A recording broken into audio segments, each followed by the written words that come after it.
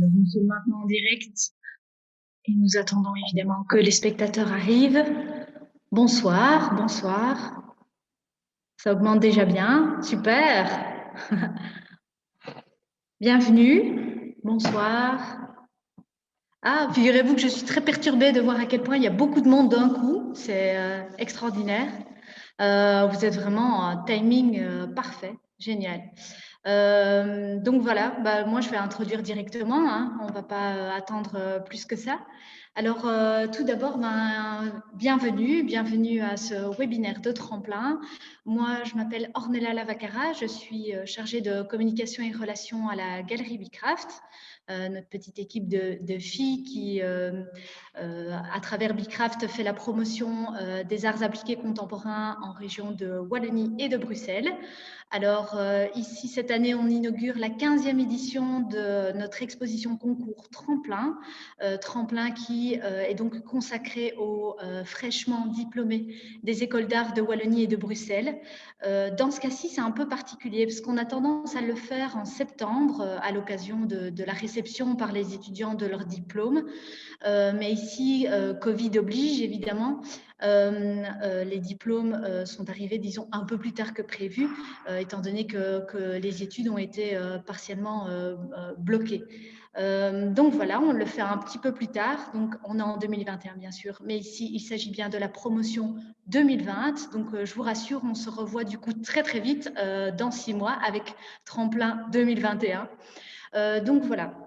On a pour habitude depuis 2 ans maintenant, ici c'est la 3e année, de faire une journée de formation et d'information qui est vraiment destinée à donner vraiment tous les outils, tous les tips permettant aux artistes, quels qu'ils soient, que ce soit de jeunes diplômés, nos artistes membres ou des artistes tierces, si on peut dire ça comme ça, voilà, leur permettre vraiment d'avoir des outils, avoir un petit bagage pour soit entamer leur carrière, soit pour parfaire un peu leur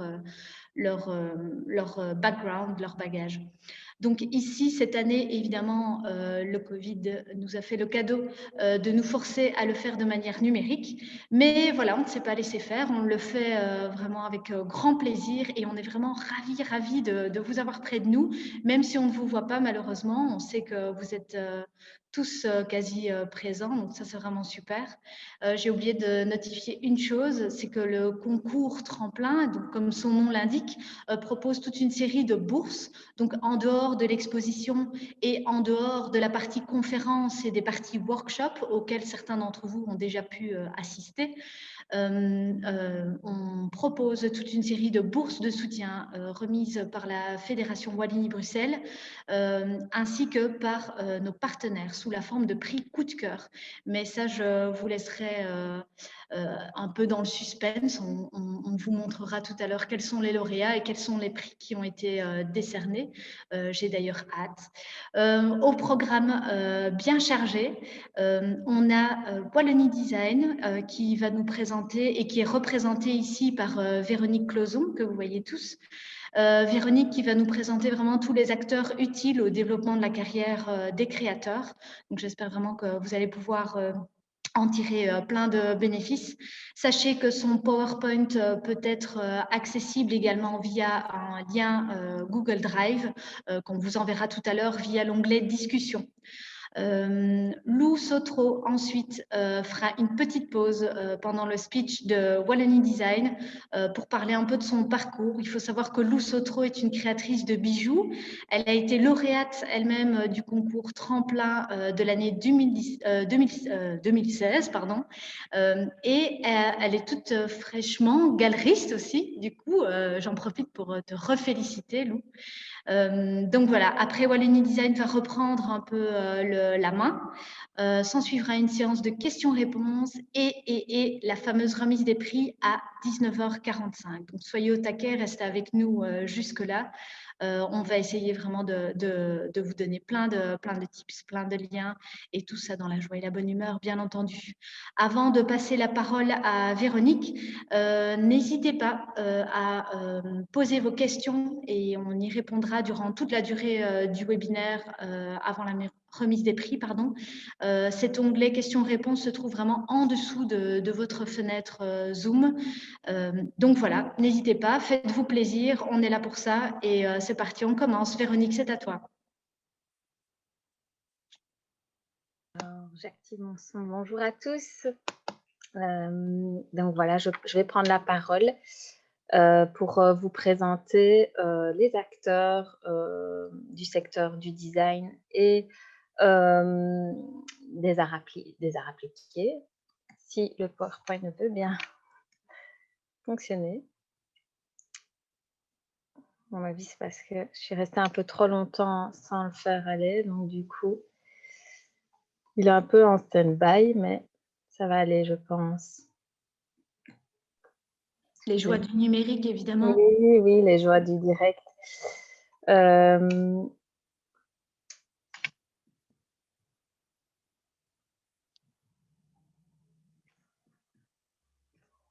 Bon, j'ai vraiment un souci là. Oh, sinon, voilà, c'est bon, voilà. À mon avis, on est resté trop longtemps sans le faire bouger, du coup, il ne répondait plus. Et donc voilà, donc l'idée, c'est de vous présenter des partenaires actifs dans le domaine du design et des arts appliqués. Alors d'abord, je vais commencer par me présenter, si le PowerPoint veut bien fonctionner encore une fois. De nouveau, j'ai le même problème, super.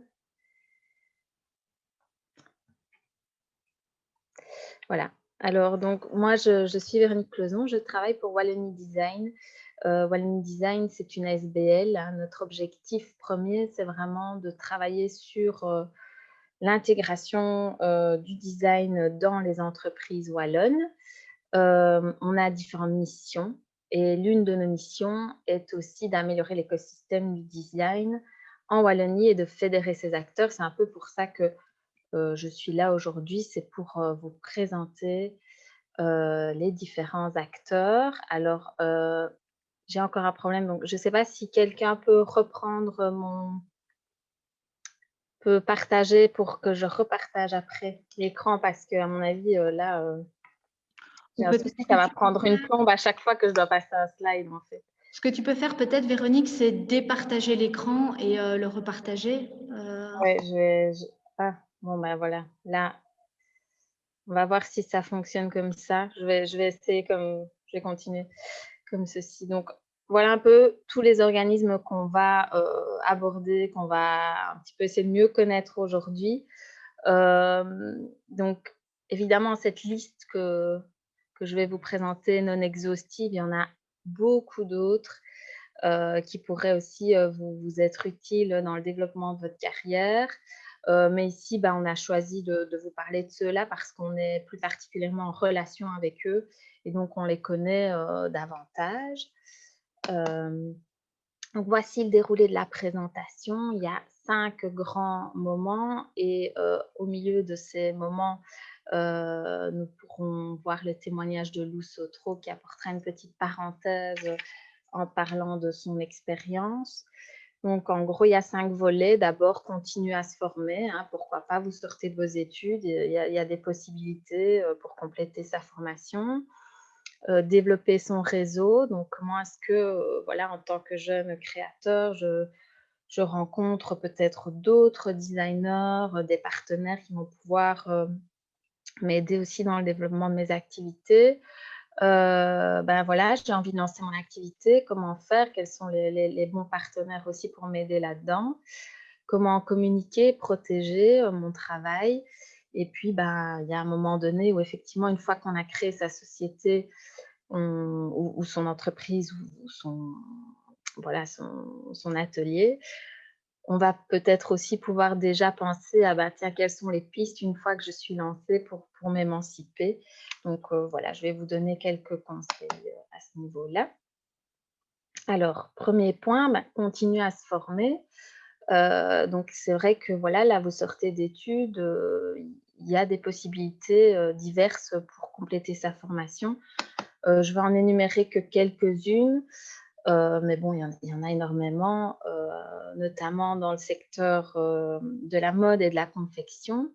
IVOC et IREC proposent des formations de très courte durée, donc c'est généralement 1 à 2 jours de formation. Il y a des formations qui sont plus techniques, donc par exemple Illustrator, Photoshop pour la mode, l'éco-conception des produits textiles, établir un cahier des charges textile. Donc ils ont vraiment un panel de formation très très large. Et ils forment aussi à des sujets plus généraux comme la communication, le marketing, le management. Donc, ça peut aussi être très intéressant d'avoir ces petites formations de courte durée. Et alors, ils ont aussi un pôle d'aide à la recherche d'un stage ou d'un emploi. Mais tout ça, bien évidemment, dans le domaine de la confection et de la mode. Le CEFRET, c'est aussi un centre de formation et de reconversion dans le domaine du secteur textile. Eux aussi ont un pôle de formation assez de plus ou moins longue durée ici, et c'est vraiment à destination des ouvriers ou employés actuels ou futurs du secteur du textile. Ces formations sont aussi à destination des étudiants et des demandeurs d'emploi, donc voilà. Design Innovation, alors ça, c'est un centre de compétences de la région wallonne qui offre aussi des formations de courte durée allant de quelques heures à quelques mois. Alors, ça va être plus des formations en lien avec certaines thématiques du design comme le design thinking, l'éco-conception. Il y a aussi des formations à certains logiciels. Donc voilà, ils ont un panel de formations assez varié aussi et des formations plus en lien avec la communication, avec comment développer mon entreprise. Donc aussi un panel assez large. Le Forum aussi a vraiment une offre de formation de courte durée assez large et donc voilà, dans des secteurs aussi très variés. Donc n'hésitez pas aussi à aller jeter un coup d'œil.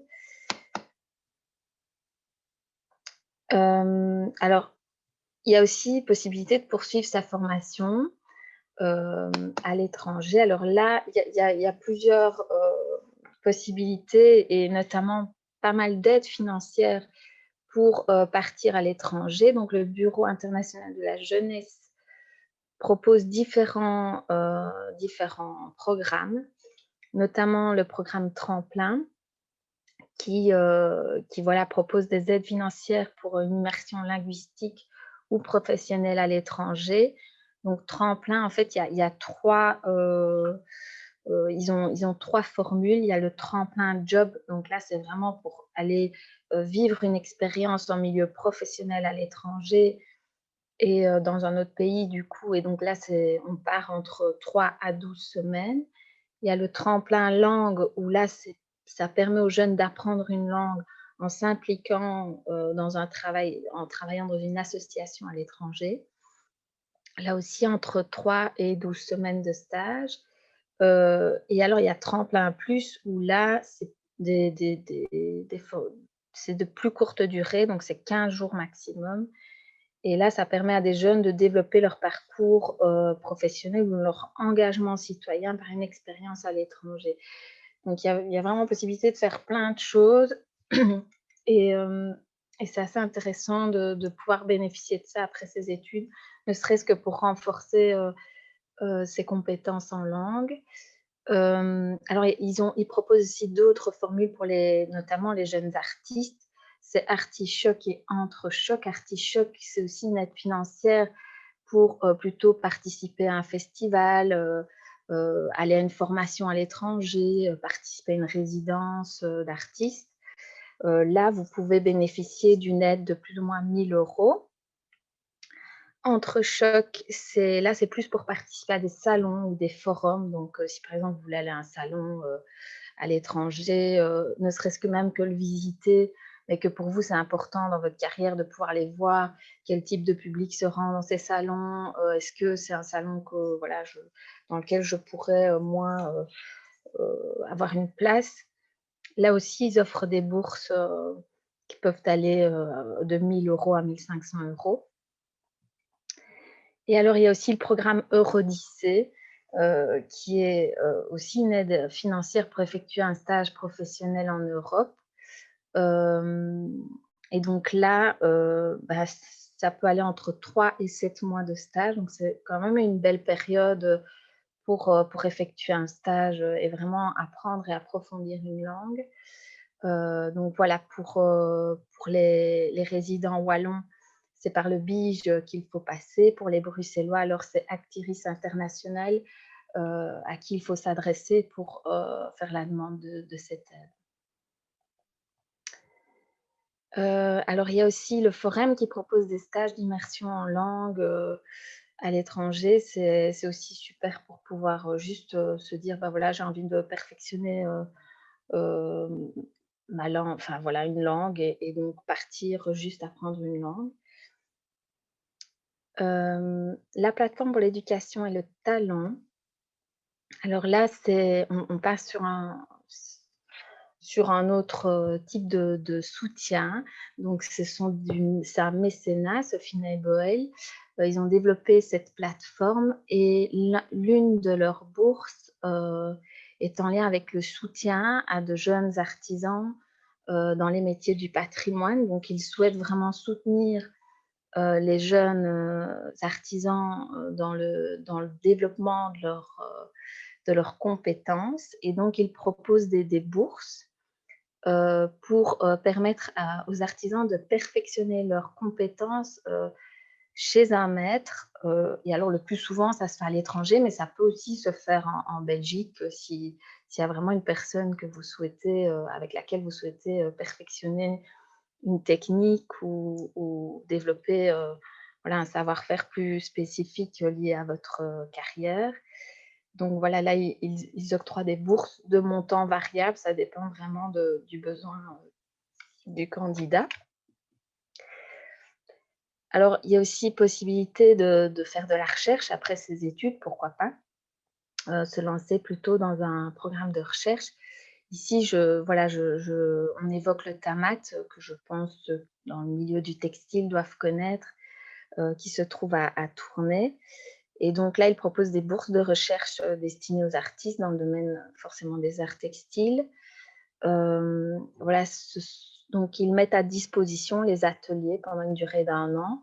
La seule contrainte qu'il y a, c'est qu'il faut pouvoir être disponible tous les jeudis, parce que tous les jeudis, il faudra que vous soyez au TAMAD pour travailler dans les ateliers. Alors le deuxième point, on arrive au deuxième point qui est développer son réseau. Comment est-ce que je rencontre des designers, des industriels, des partenaires qui vont me permettre de développer mon réseau. Donc ici, je vous propose 4 structures qui peuvent vous aider là-dedans. Donc Jobin Design, qui est une SAS, donc une structure d'accompagnement à l'autocréation d'emplois. La Maison du Design, qui est aussi une structure d'accompagnement qui est située à Mons. Donc Jobin Design travaille sur toute la Wallonie et sur Bruxelles. La Maison du Design plutôt sur Mons. Wallonie Design, on travaille nous sur toute la Wallonie. On n'est pas une structure d'accompagnement, on est plus là pour du conseil. Et Bicraft aussi que vous connaissez. Donc nous, on a des partenaires, on peut vous aider. Et alors, on organise généralement aussi des événements, des conférences, et c'est généralement dans ces événements qu'il est intéressant de développer son réseau, de rencontrer de potentiels collaborateurs ou partenaires. Et donc, voilà, pour ça, pour le moment, forcément avec le Covid, tout est un petit peu en stand-by, mais je vous invite à vous inscrire aux newsletters de ces organismes pour être au courant des événements prochains. Alors, les workshops sont aussi une bonne façon de développer son réseau. Et là, il y a beaucoup d'organismes qui proposent des workshops. Donc, voici un petit peu tous les organismes, le MAD, WebEDM. Alors, on va voir qu'il y a des termes, des associations, des organismes qui reviennent fréquemment, comme Jobin Design, Maison du Design, voilà, le design, Bcraft, le MAD, WebEDM. Alors j'ai fait un slide à la toute fin qui reprend les contacts des personnes référents en charge des relations avec les designers et avec les créateurs. Comme ça, vous avez les coordonnées des personnes vraiment spécifiques à la toute fin de la présentation. Donc pareil, inscrivez-vous aux newsletters, ça vous permettra d'être vraiment au courant des différents événements qu'organisent ces institutions.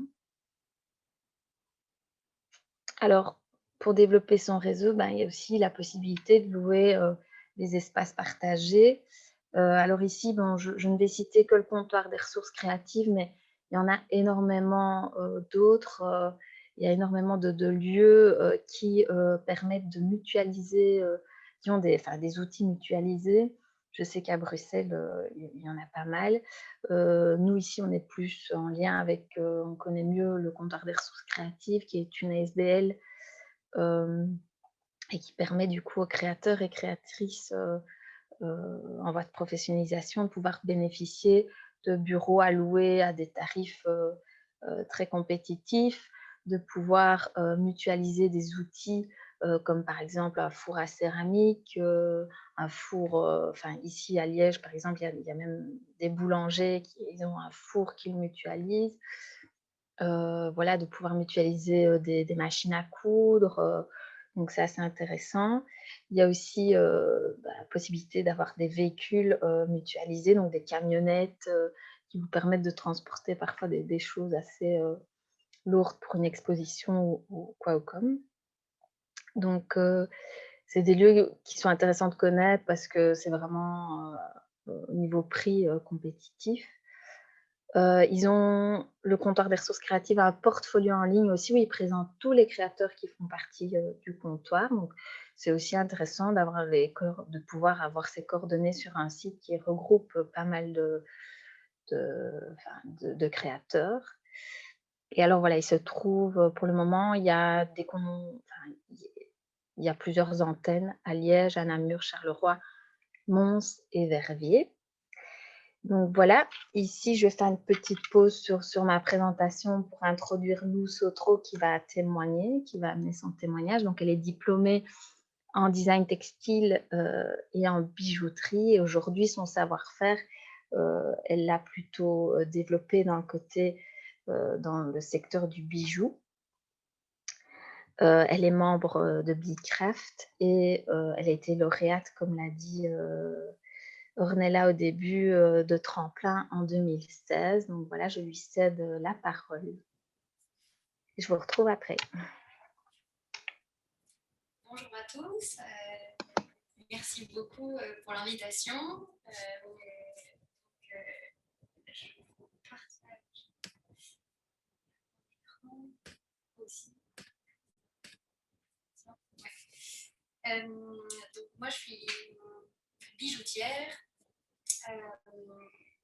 J'ai repris du coup la galerie de Sabine Herman cette année, donc c'est un peu une grande aventure pour moi qui commence. Je vais revenir un peu sur mon parcours pour vous expliquer un peu comment je suis arrivée là. Et du coup, en tout cas, j'ai gagné Tremplin il y a 5-6 ans, je ne sais plus trop, avec Bcraft. Donc, je suis voilà, on est un peu projeté 5 ans plus tard. Problème. Même problème que Véronique.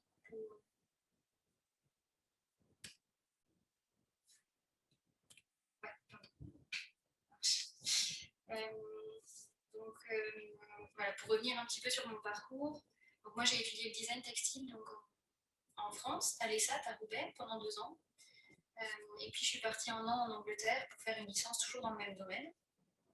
C'est des études qui m'ont beaucoup plu, j'ai adoré le textile, vraiment j'ai fait du tissage et surtout et de la maille, c'était les 2 matières que j'aimais beaucoup. Mais au fond de moi, j'ai toujours voulu faire de la bijouterie et donc voilà, au bout de quelques temps, j'avais les 2 un peu dans la tête et je me suis dit, mais non, en fait, je peux vraiment faire ça. Donc, je suis revenue à Bruxelles du coup, pour étudier.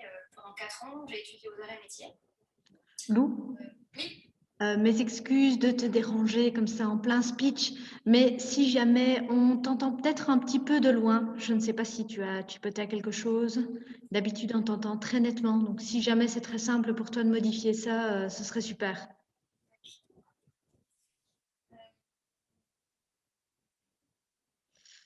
Ou sinon, parle plus fort. D'accord. Ouais. C'est juste que j'ai peur de tout quitter, évidemment. D'accord. Si je fais un échappe. Et là, on m'entend mieux ou pas? Peut-être qu'il faut que je parle. Ah, putain, on est audio. Je regarde au cas où je suis pas à fond. Mais ça va, sinon tu peux continuer, ne te tracasse pas.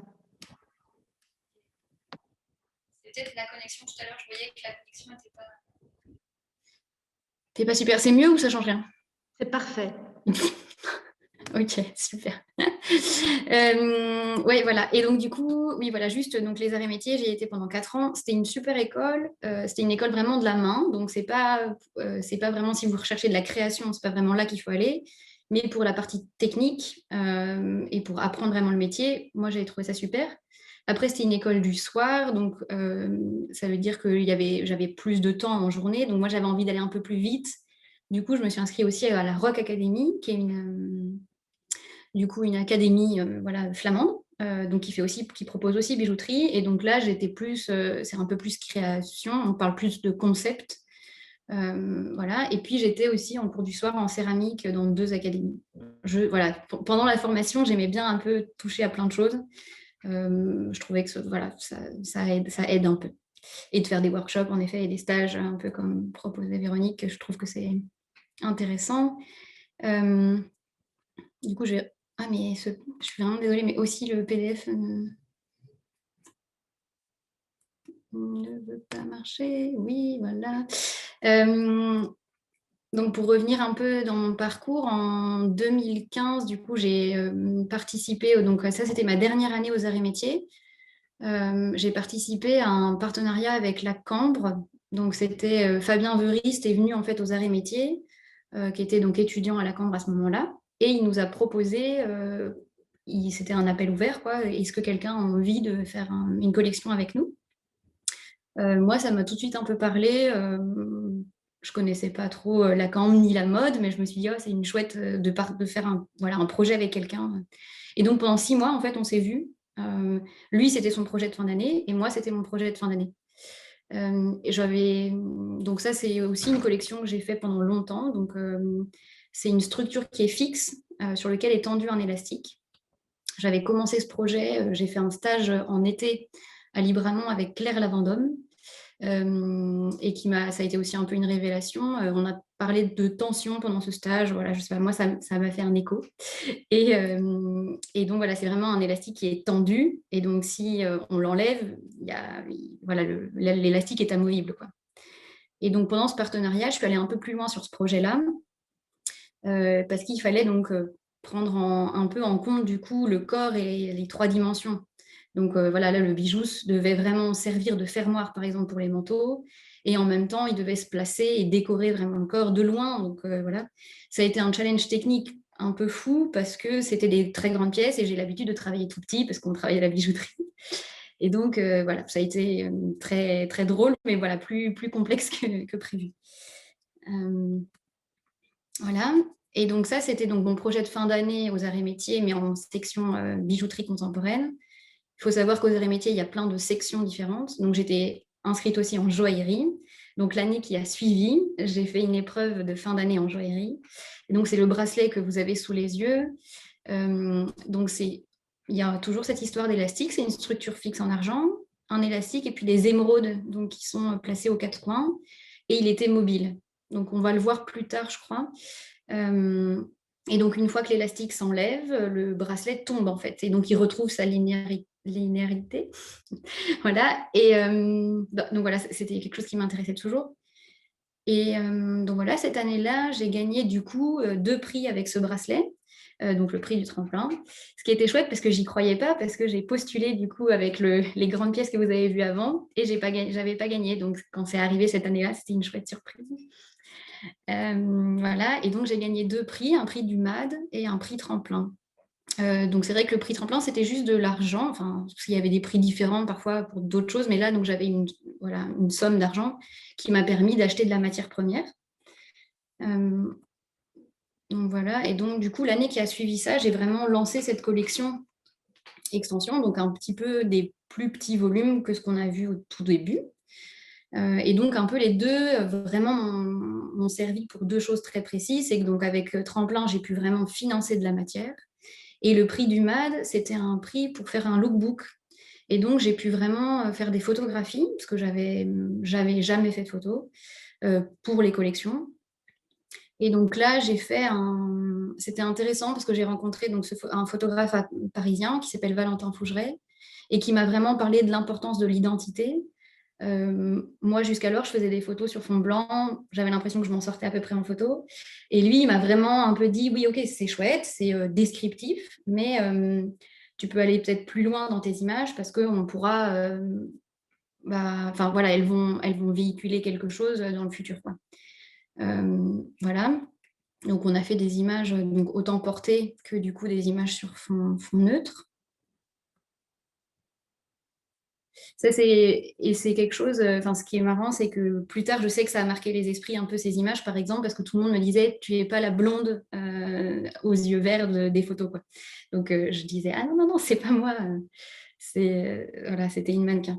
Et c'est chose qui était intéressant, c'était vraiment quelque chose qu'il faut prendre en compte, c'est que quand même, quand on fait un shooting, il y a beaucoup d'acteurs, donc il y a le photographe, mais il faut quand même trouver des mannequins.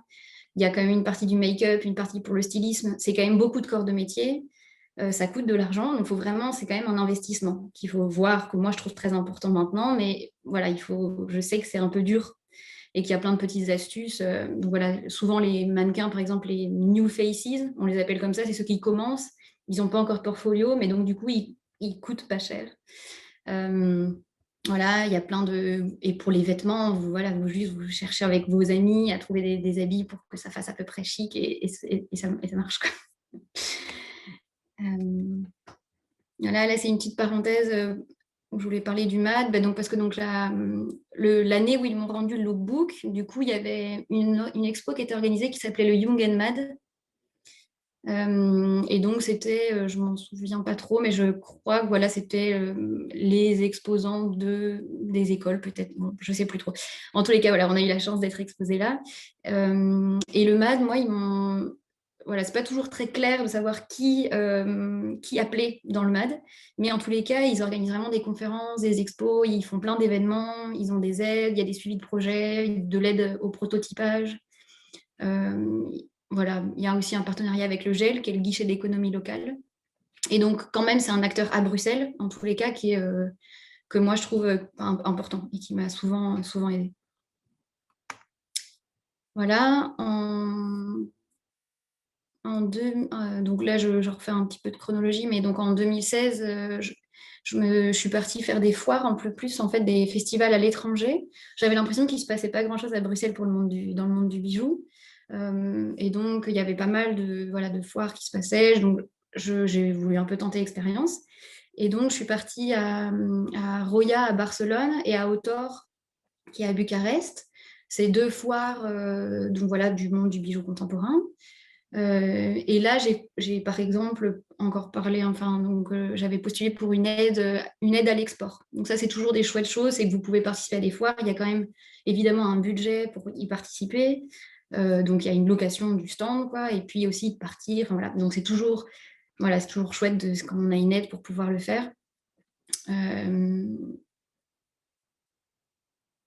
Et voilà. Et alors après, oui, voilà, c'était juste pour faire un petit point aussi là-dessus. Avec les arts et métiers, il y a aussi le Legnica Jewelry Festival. C'était juste aussi un festival en Pologne où on a pu exposer nos pièces. Et c'était juste un petit point sur le fait que c'est chouette parfois l'école en fait propose des choses aux anciens élèves. Et donc là, on avait pu emmener nos pièces.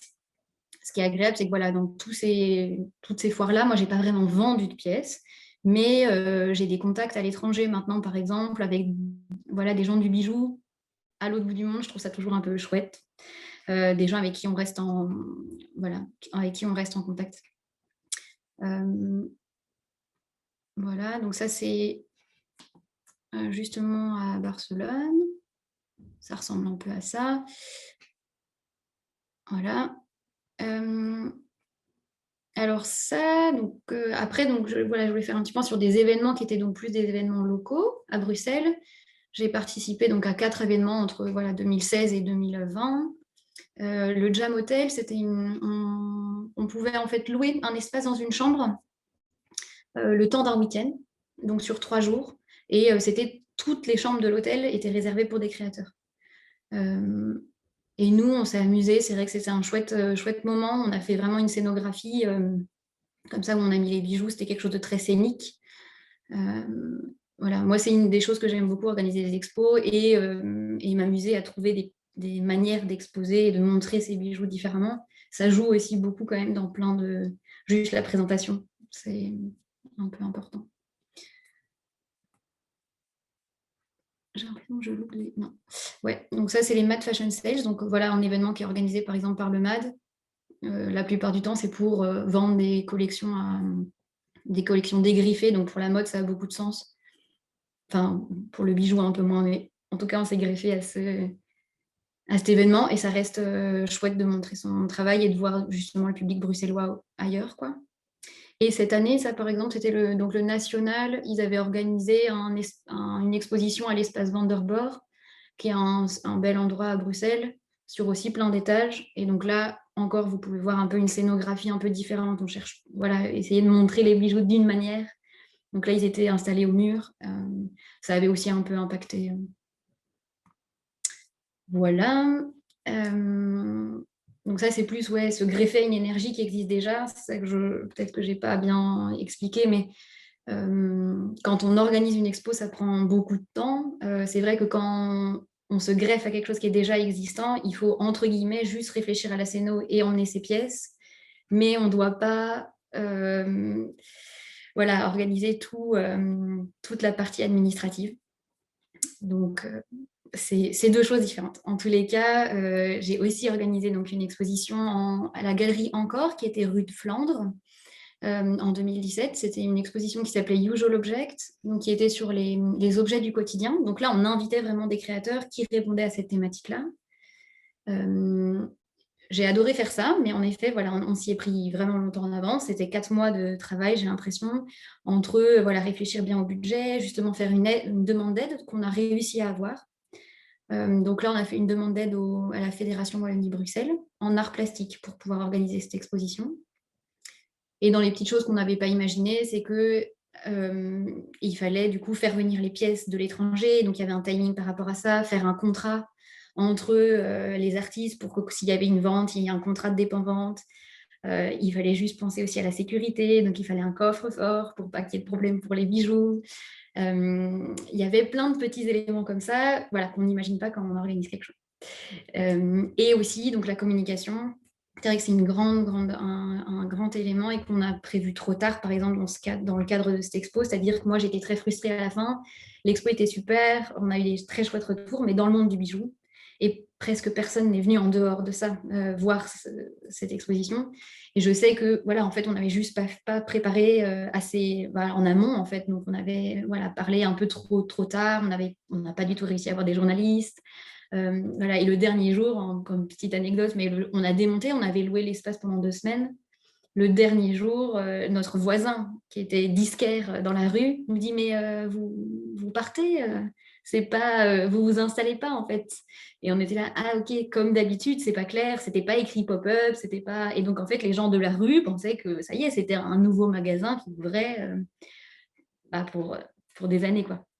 Donc, je pense qu'il faut toujours, quand on fait quelque chose comme ça et qu'on met une énergie et que c'est un temps court, il faut oser, quoi. Il faut oser en parler, sinon c'est un peu dommage. Voilà.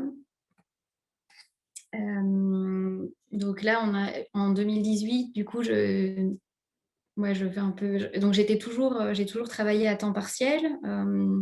J'étais toujours en dehors, j'avais un atelier, je travaillais pour les bijoux et puis j'ai toujours travaillé dans le domaine de l'Eureka pendant 5 ans. Pour survivre. Je pensais toujours bien d'expliquer ça, comme ça on sait un peu la vie derrière des créateurs. Et en 2018, du coup, je suis arrivée chez Sabine Herman, à la galerie, donc la galerie que j'ai repris maintenant. Et Sabine m'avait invitée du coup à organiser une exposition sur le thème de l'émail, donc une exposition qu'elle avait un peu amorcée. Et donc là, c'était aussi le même projet, c'était essayer de trouver des gens qui correspondent à la thématique émail et faire une scénographie, faire la communication et donc être vraiment relation. Donc voilà, ça c'était très chouette. Et donc c'est comme ça qu'on a commencé cette collaboration avec Sabine. Voilà, donc c'est un autre volet, c'est peut-être l'aspect un peu résidence. C'est-à-dire que donc il y avait la partie un peu plus organisation d'exposition et sinon il y a la partie où j'ai participé à des expositions.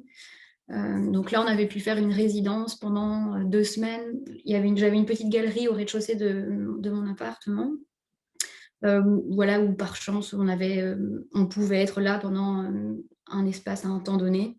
Et donc, on n'avait pas notre atelier de bijouterie. Donc là, l'idée, c'était vraiment de faire des bijoux avec une table, 2 chaises, absolument pas nos outils habituels, donc pas de chalumeau.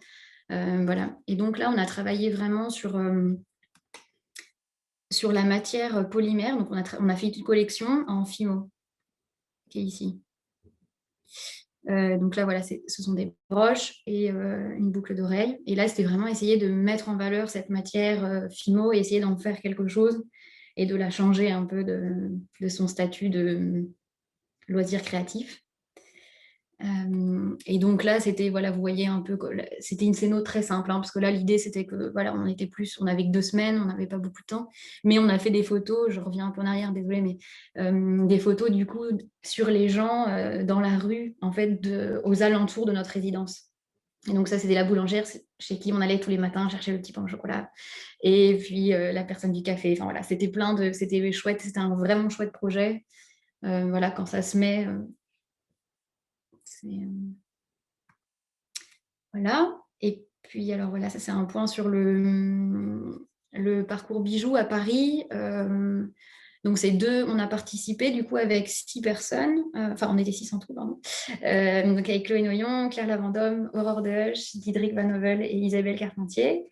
Donc, c'est des Bruxellois avec qui j'ai déjà du coup collaboré plusieurs fois pour divers projets. Et là, on a eu la chance de partir ensemble au Parcours Bijoux. Donc, le Parcours Bijoux, c'est un festival qui est organisé à Paris où vraiment il y a des expositions de bijoux dans toute la ville pendant un temps fort. La première année, on a participé. Là encore, toujours trouver un peu l'espace où trouver un espace à Paris. C'était parce que là, il fallait vraiment venir avec une proposition. Et donc, on a réussi, je ne sais plus trop comment, à exposer chez un coiffeur qui était donc le coiffeur de ma sœur à l'époque. Et donc, on avait un peu un arrangement avec lui et il était d'accord qu'on expose en plein milieu de son salon. Donc voilà.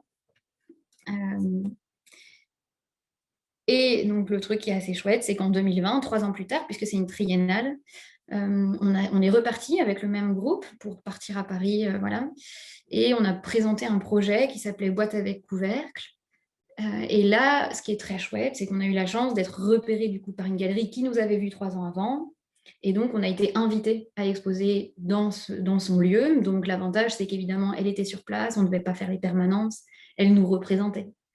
Donc, voilà, très chouette. Et ça, c'est toujours, il y a quelque chose qui découle d'un autre élément. Là, l'idée de la boîte avec couvercle, c'est que chacun des 6 personnes du collectif, on avait un espace, puis on pouvait faire un bijou dans cet espace-là. Chacun interprétait comme il avait envie, soit vraiment sur la notion de boîte, d'écrin, de qu'est-ce que c'est, parce que le bijou a toujours été offert dans une boîte, donc vraiment ce rapport avec le bijou, ou alors vraiment, pardon. Moi, j'avais donc un grand compartiment, j'ai fait donc un bijou qui se déploie, donc il est maintenu par les parois, et quand on le prend dans les mains, alors il se déplie, il est mouvant, quoi. Voilà. Ça, on voit, du coup, il y avait une autre, j'en avais 3 en fait, donc un bleu, blanc, et donc là, on voit un peu la vitrine extérieure. Voilà, ça c'était encore une 3e broche. Alors, je vais faire un petit plan sur Bicraft, bien sûr. Donc Bicraft, en gros, j'ai gagné du coup ce prix tremplin, puis je suis devenue membre l'année qui a suivi.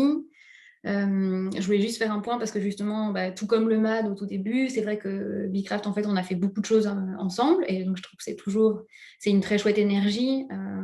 Moi, je trouve que c'est vraiment important de se sentir dans une communauté comme ça, puisqu'il y a déjà en tant que bijoutier, on se retrouve ensemble, mais aussi il y a d'autres disciplines. Donc, il y a vraiment un échange. Et quand il y a des expositions qui sont organisées, c'est vrai que c'est toujours assez fou de penser qu'on est tous ensemble en train de réfléchir à la même exposition. Enfin, qu'on a le même but ensemble dans 6 mois. Il y a toujours quelque chose que je trouve chouette. Et donc, ils organisent des expositions, mais aussi, donc, il y a une vitrine créateur. Donc, il y a tous les 3 mois, on peut exposer nos pièces au sein de la galerie au rez-de-chaussée, quand il y a une expo en haut. Donc, ça permet d'avoir vraiment une vitrine pour son travail. Il y a un webshop tout nouveau qui est arrivé. Donc, on peut avoir des pièces en vente ici. Il y a des foires à l'étranger, par exemple, parfois, qui sont organisées. Donc, on peut aussi avoir la chance d'avoir des pièces à l'étranger via ici. Et il y a des portraits d'artistes qui sont organisés. Donc, ça, c'est chouette. C'est vraiment une vidéo pour représenter l'artiste.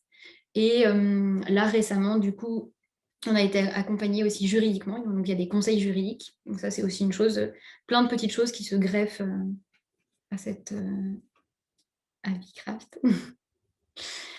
Voilà. Du coup, ça, c'est une des expositions qui avait été proposée, qui s'appelait Monumentalité légèreté. Donc, les boucles d'oreilles en question pèsent 8 grammes. Donc, c'était, voilà, un peu... Voilà. Ça, c'était Nage Libre. Donc, c'était une exposition qui est organisée entre la piscine. Donc, c'est le musée de Roubaix et Bicraft. Donc, là, on pouvait choisir une œuvre du musée et puis faire une œuvre en fonction. Et donc là encore, vous voyez là, en haut, là, la vitrine, c'est justement les pièces exposées.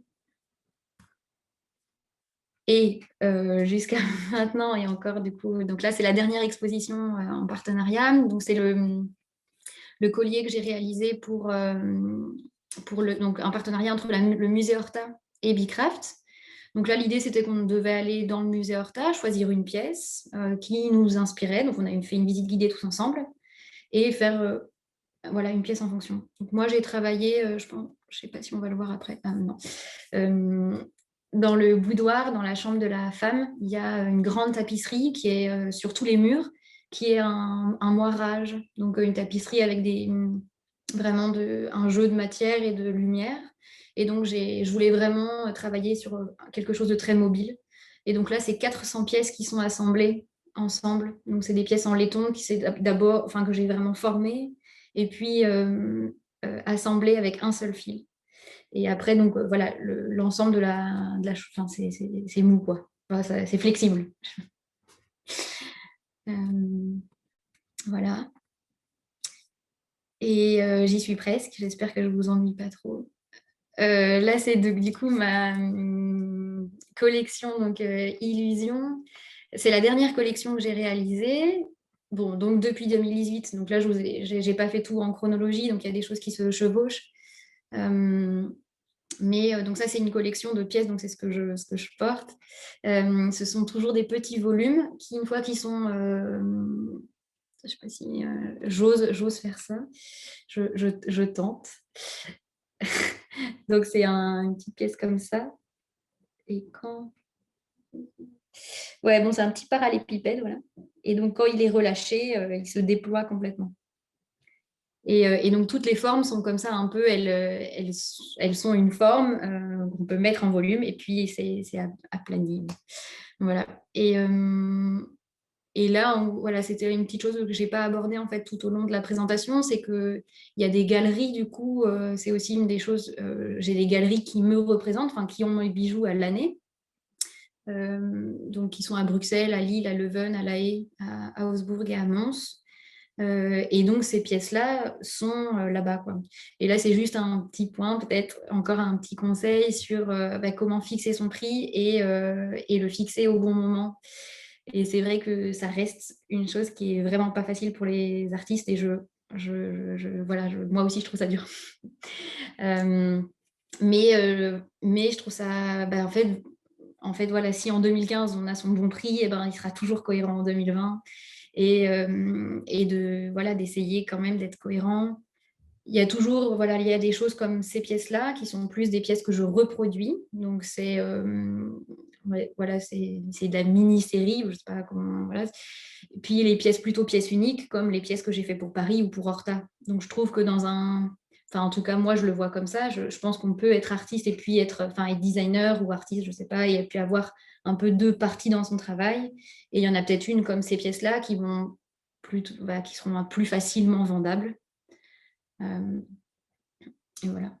Et du coup, ça c'est encore une fois, donc là j'ai changé de photographe, j'ai travaillé avec Louise Desnos, qui est une super photographe à Paris. On a fait voilà, des photos un peu folles et j'avoue que j'avais peur en les faisant, c'était parce que ça me sortait vraiment de ma zone de confort, mais j'en suis très contente maintenant.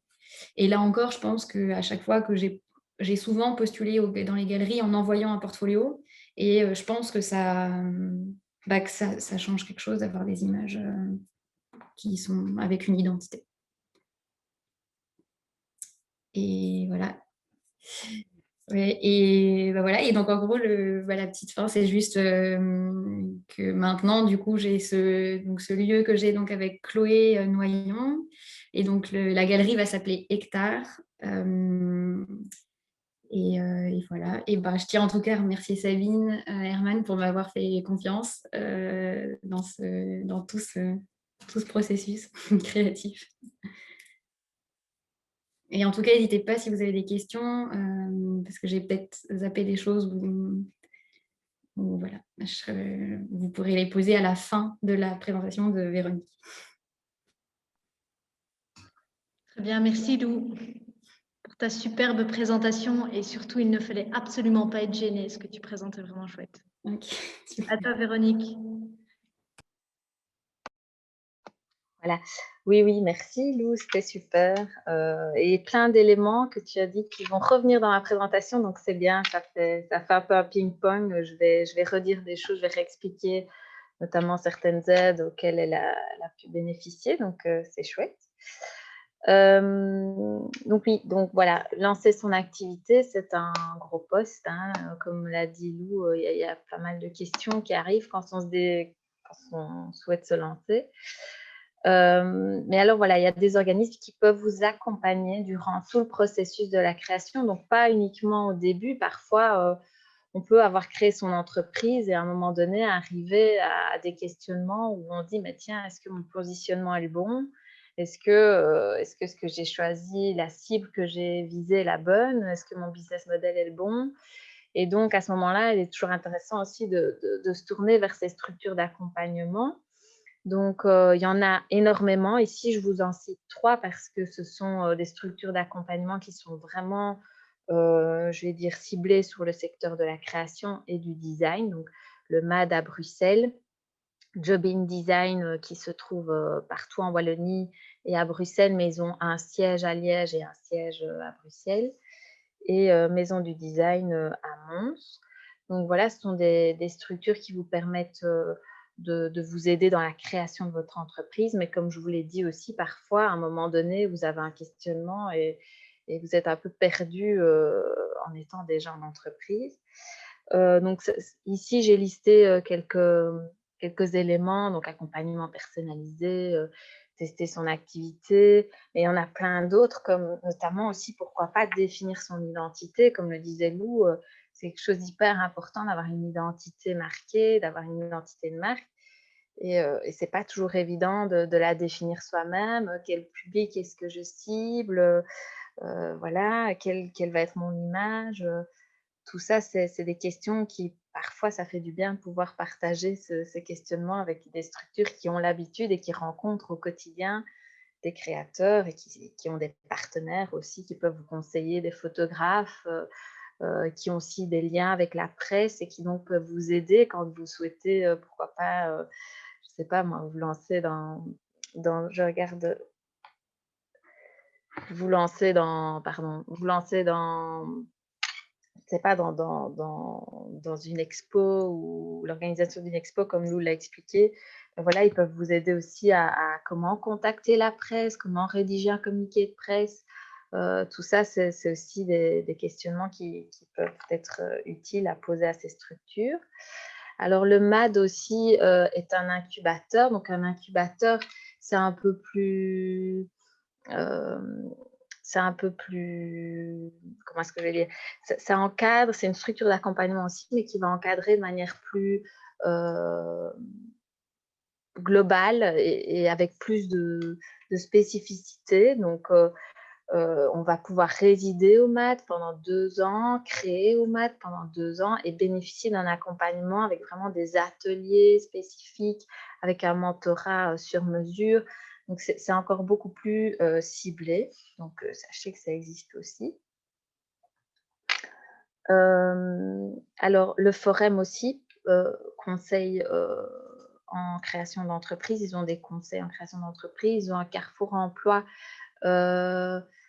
qui vous permet aussi de poser toutes vos questions. Ils ont des séances d'information et ils aident à vraiment à construire votre projet, à trouver les aides nécessaires et à établir un plan d'action. Donc voilà, le Forum est aussi une piste. Alors, il y a aussi sans doute une question que vous vous posez en étant à la fin de vos études, c'est quel statut est-ce que je choisis, comment est-ce que je me mets en tant qu'indépendant, est-ce que je passe plutôt par une structure comme la SMART, Merveille ou Emploi, qui sont des bureaux sociaux pour les artistes et qui permettent du coup, en fait, ce sont des... Donc, SMART, si vous ne connaissez pas, Merveille ou Emploi, il y en a d'autres. Ça a été créé au départ pour les intermittents du spectacle et pour qu'ils puissent bénéficier d'un statut d'artiste et de pouvoir bénéficier à un moment donné d'une aide de l'État. Et en fait, au final, ces structures qui étaient créées pour les intermittents du spectacle à la base se sont maintenant ouvertes à tous les métiers de la création. Donc, il y a énormément de graphistes, par exemple, qui sont dans ces structures-là, de vidéastes, de photographes. Enfin, voilà, ça couvre vraiment un large panel de créateurs. Et donc, ça peut être aussi intéressant de passer par ces structures-là, en tous les cas, quand on débute son activité. Mais voilà, vous devez sans doute avoir pas mal de questions de ce point de vue-là. Quels sont les inconvénients ou les avantages d'être indépendant ou de passer par la SMART? Alors voilà, chaque cas est unique, chaque personne a un projet spécifique unique et donc en fonction de sa situation, c'est bien de se faire encadrer aussi pour choisir la meilleure piste possible. Et donc là, les structures d'accompagnement comme le MAD, Jobbing Design, Maison du Design peuvent vraiment vous aider à envisager en fonction de votre projet la meilleure piste à prendre et le meilleur statut enfin, vers le statut le mieux en fonction de votre situation. Il faudrait que vous vous engagiez. J'y arriverai. Alors, quand on lance son activité, on a peut-être aussi des questions sur comment est-ce que je fabrique mes prototypes, mes créations. Je cherche peut-être des profils spécifiques, des producteurs, des fournisseurs. Et donc là, il y a aussi des structures qui peuvent vous aider à trouver les bons partenaires pour vous permettre de prototyper vos créations. Alors, chez Wallonie Design, nous, on peut vous orienter dans tous les secteurs. Donc, il faut savoir, j'y reviendrai un peu plus tard, mais que au sein de notre structure, on a un Text Lab, donc un laboratoire de design de textile au final, où on peut prototyper du textile. Et donc, on a une designer textile et plus une référente confection stylisme qui sont dans notre équipe et qui peuvent vous aider et vous renseigner dans le secteur textile. Et puis pour tous les autres secteurs, on a une base de données de partenaires, de fournisseurs, d'entreprises, de prestataires. Et donc ça, on peut aussi vous renseigner. Voilà, je cherche, je ne sais pas moi, quelqu'un qui fait de la tôle pliée, j'aimerais en Wallonie. Voilà, on peut vous renseigner à ce niveau-là. On a aussi une grosse base de données de designers. Comme le dit Lou, elle a parlé d'identité, c'est quelque chose d'important. c'est vrai que peut-être à un moment donné, vous allez vous dire, bah, tiens, j'ai envie de développer mon identité, j'ai envie d'avoir une identité qui soit forte et de travailler avec, pourquoi pas, un designer graphique. Et ben, chez nous, on peut vous aider, vous renseigner des agences qui seront les plus adeptes ou les plus aptes à répondre à votre besoin. Donc, on reçoit des porteurs de projets, des entreprises, et on les conseille dans leur collaboration avec des designers, et on leur renseigne plusieurs agences de design aussi pour leur permettre de mener à bien leurs projets. Fedustria est aussi une fédération qui peut vous encadrer pour tout ce qui est textile, bois et ameublement. Et Créa Moda, là, c'est plutôt le côté mode et confection. Alors, il est possible de prototyper aussi avec des centres de recherche comme le CIRIS, qui est un centre de recherche technologique qui est spécialisé dans le prototypage et la fabrication rapide de pièces. Donc, ici, on liste un petit peu les matériaux. Donc, ça peut être en plâtre, en cire, en différents polymères, en acier, en titane, en multimatériaux. Et alors, ils sont labellisés chaque entreprise. Mais il faut savoir que pour pouvoir avoir accès à ces chèques, il faut être une entreprise établie à la Banque Carrefour des entreprises. Donc, ça, je reviendrai un peu plus tard sur les chèques entreprises. Mais voilà, c'est pour ça qu'il faut être une entreprise pour pouvoir bénéficier de ces chèques.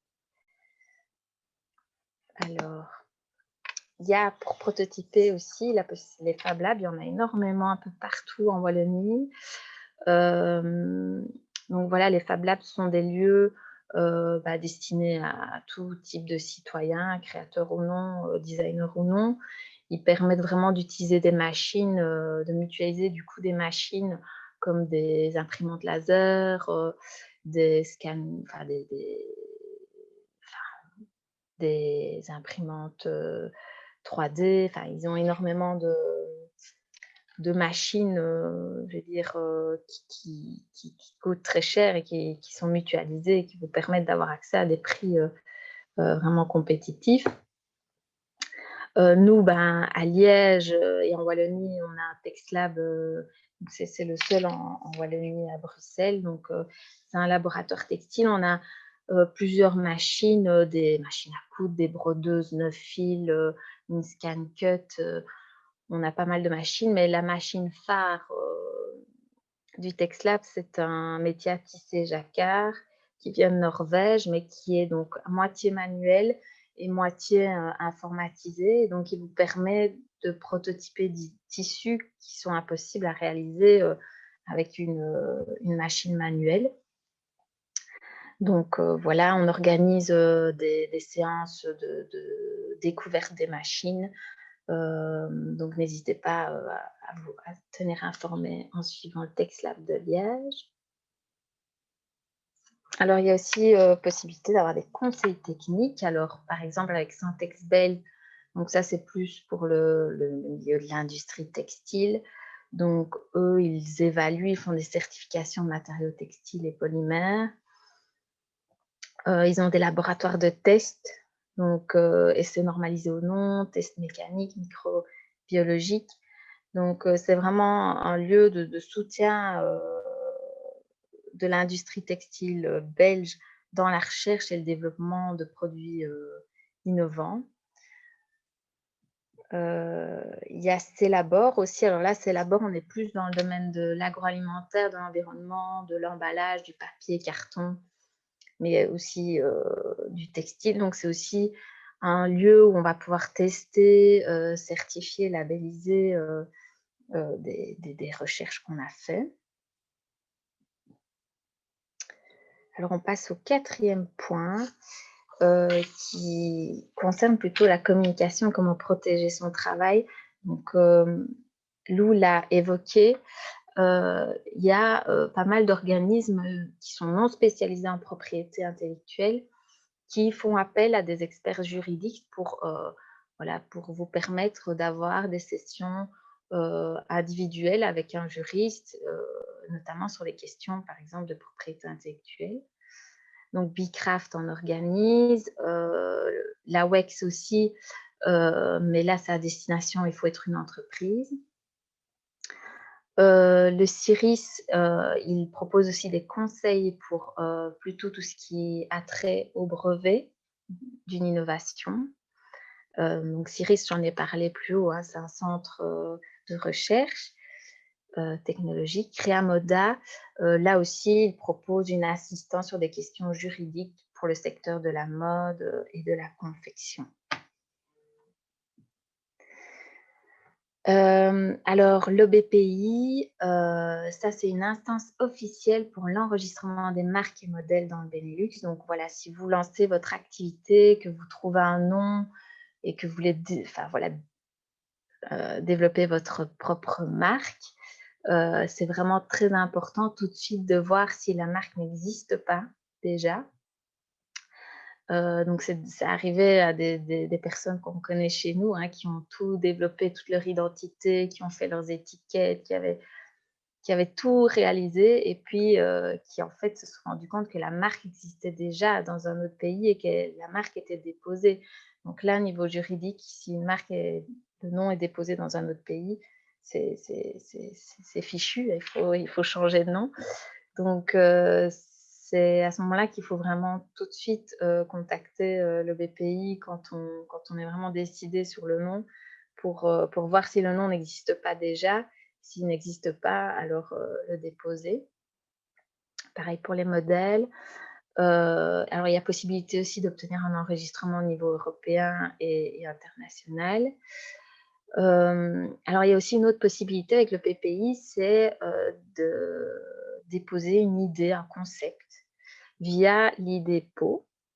Donc, en fait, donc là, c'est sans être vraiment un droit de propriété intellectuelle autonome, ça permet quand même au créateur de prouver à tout moment que l'idée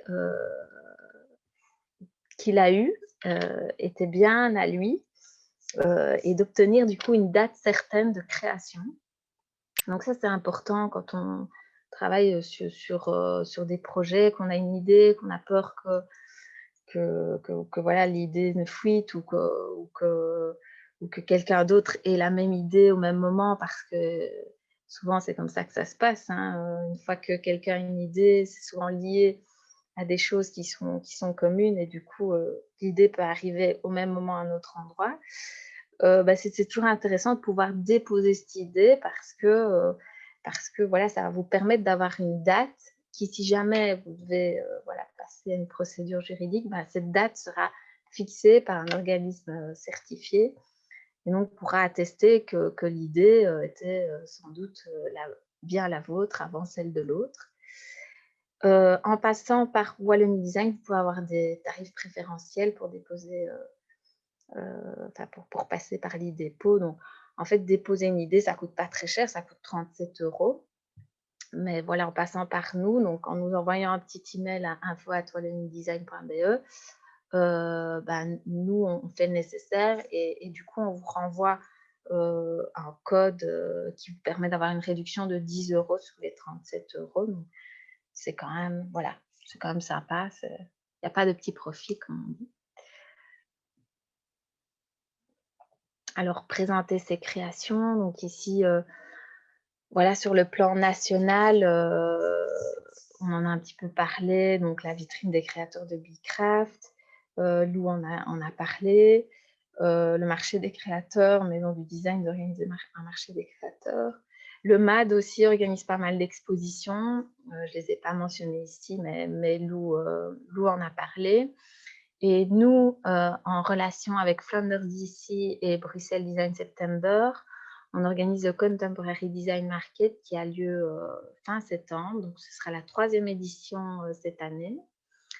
On organise ce Contemporary Design Market à Bruxelles, à Tour Taxi. Et on l'organise en lien en fait avec le Design Market, qui est en fait un marché vintage qui accueille, c'est pas chaque année des centaines d'antiquaires en fait qui viennent du monde entier pour vendre en direct du mobilier des années du XXe siècle, en fait, donc vraiment du mobilier vintage. Et donc, nous, on s'est associés à cet événement pour créer le Contemporary Design Market et donc pour bénéficier du public du Design Market. Et donc, voilà, on organise un appel à candidature qui va, à mon avis, bientôt sortir dans le courant du mois.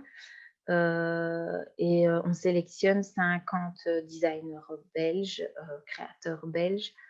Donc voilà, c'est un événement qui, voilà, c'est la 3e année qu'on l'organise et qui connaît souvent un beau succès. L'intérêt de ce marché, c'est qu'on peut vendre en direct.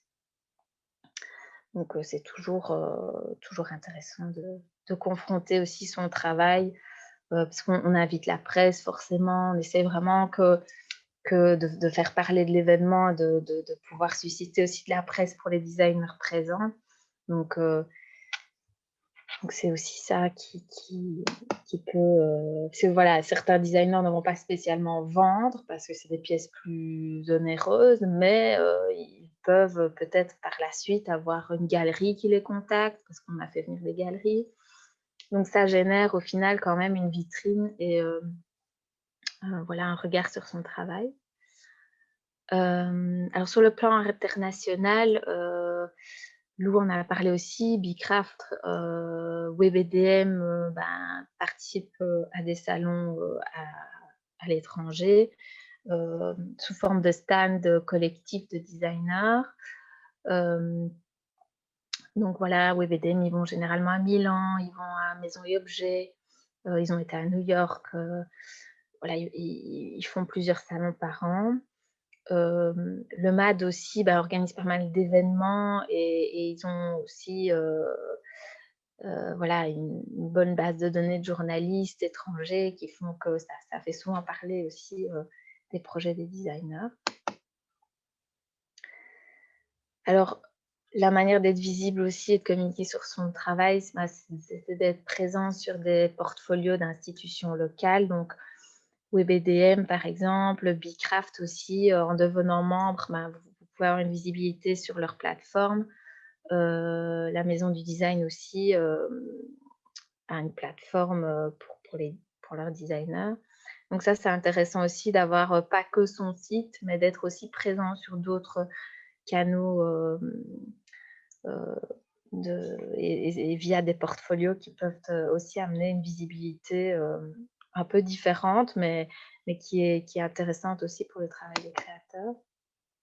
Alors, au niveau international, si on veut avoir une visibilité plus à l'international, il y a la Michelangelo Foundation, qui est donc une organisation internationale dont le but est vraiment de faire connaître l'artisanat d'art.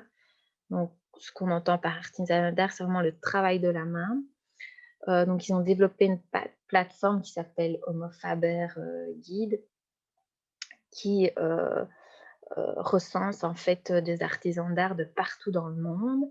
Alors, pour pouvoir faire partie de cette plateforme, il faut évidemment remplir un questionnaire. Il faut savoir qu'ils ont travaillé au développement d'un outil en collaboration avec plusieurs maîtres d'art un peu partout dans l'Europe pour développer cet outil qui leur permet en fait de mesurer l'excellence d'un artisan d'art.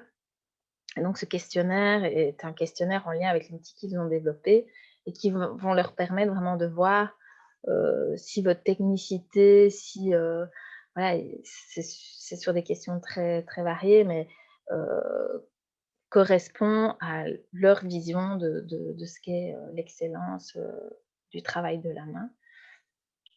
Mais c'est un organisme qui est très, très actif et qui organise énormément d'expositions de très grande qualité. Donc, voilà. Alors, le 5e point, c'est le point s'émanciper. Donc, une fois qu'on est lancé, qu'on a son idée d'entreprise, etc., comment s'émanciper, comment trouver des aides, des sources de financement. Donc, Lou en a parlé aussi. La Fédération Wallonie-Bruxelles, elle propose plusieurs bourses. Notamment, ici, on en a soulever deux qui pourraient vous intéresser. C'est celle liée au comité Design Mode. Donc là, il y a des bourses au prototypage, bourses à l'acquisition d'équipements, bourses à la recherche et bourses pour l'organisation d'un événement.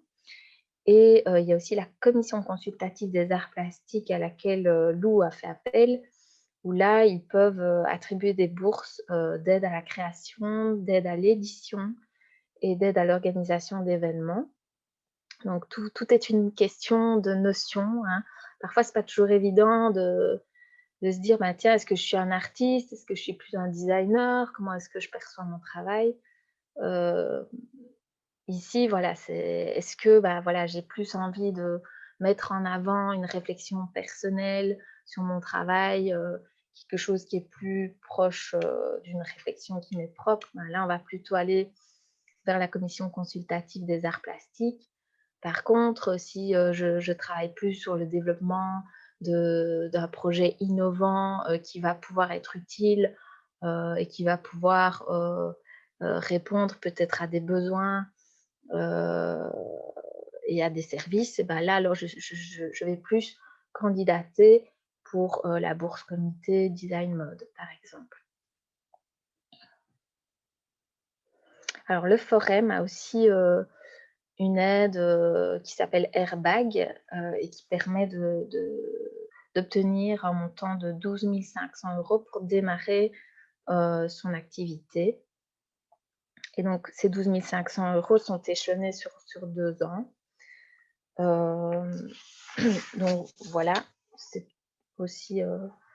alors, il y a pas mal de conditions d'accès. Il faut être domicilié forcément en tant qu'indépendant en région wallonne. Donc voilà, ça c'est déjà une condition. Il faut aussi s'engager à ne plus bénéficier de revenus professionnels, d'allocations de chômage ou d'insertion, de revenus d'intégration, de remplacement ou encore de l'aide sociale financière. Donc voilà, il faut voir aussi derrière toutes ces aides si vous êtes dans les conditions pour y avoir accès. Mais c'est quand même toujours intéressant aussi de se dire, tiens, j'ai cette opportunité-là, vers laquelle est-ce que je me tourne pour bénéficier d'une aide en fonction de ma situation actuelle. Donc, voilà. Alors, les chèques entreprises, je vous en ai parlé tout à l'heure. Donc, la WETS, la région wallonne, a développé des chèques entreprises, notamment des chèques conseils à la création d'entreprises, accompagnement, croissance et développement. Ici, je vous liste celles qui me semblent les plus... Il y en a énormément, mais celles qui me semblent plus appropriées à vos secteurs. Donc, il y a le chèque technologique, j'en ai parlé avec le CIRIS, économie circulaire, propriété intellectuelle. Donc, c'est des chèques qui, souvent, il faut être une entreprise pour pouvoir avoir accès à ces aides. Donc, en gros, quand, voilà, par exemple, je veux travailler avec un centre de recherche pour tester un matériau, ça coûte très cher. Je vais faire appel aux chèques entreprises. Et donc, les chèques entreprises vont vous permettre de payer, vont payer en fait une partie du montant total de la consultance. Donc, ça peut aller de 50% à 70% du montant total de la prestation. Donc, c'est quand même assez intéressant. Maintenant, il faut être en entreprise. Il y a juste pour le premier chèque conseil à la création d'entreprise, où là, vous pouvez être porteur de projet et en bénéficier. Donc, ça, c'est intéressant. Et conseil à la création d'entreprise, par exemple, un graphiste peut être labellisé et donc vous pourriez bénéficier de la prestation d'un graphiste dans le cadre de ce chèque. Donc, c'est aussi intéressant de le noter. Alors, il y a aussi des bourses. Les bourses, il y en a énormément. Il y a beaucoup de bourses, notamment dans le mécénat, la Loterie nationale, Prométhéa, la Fondation Roi Baudouin.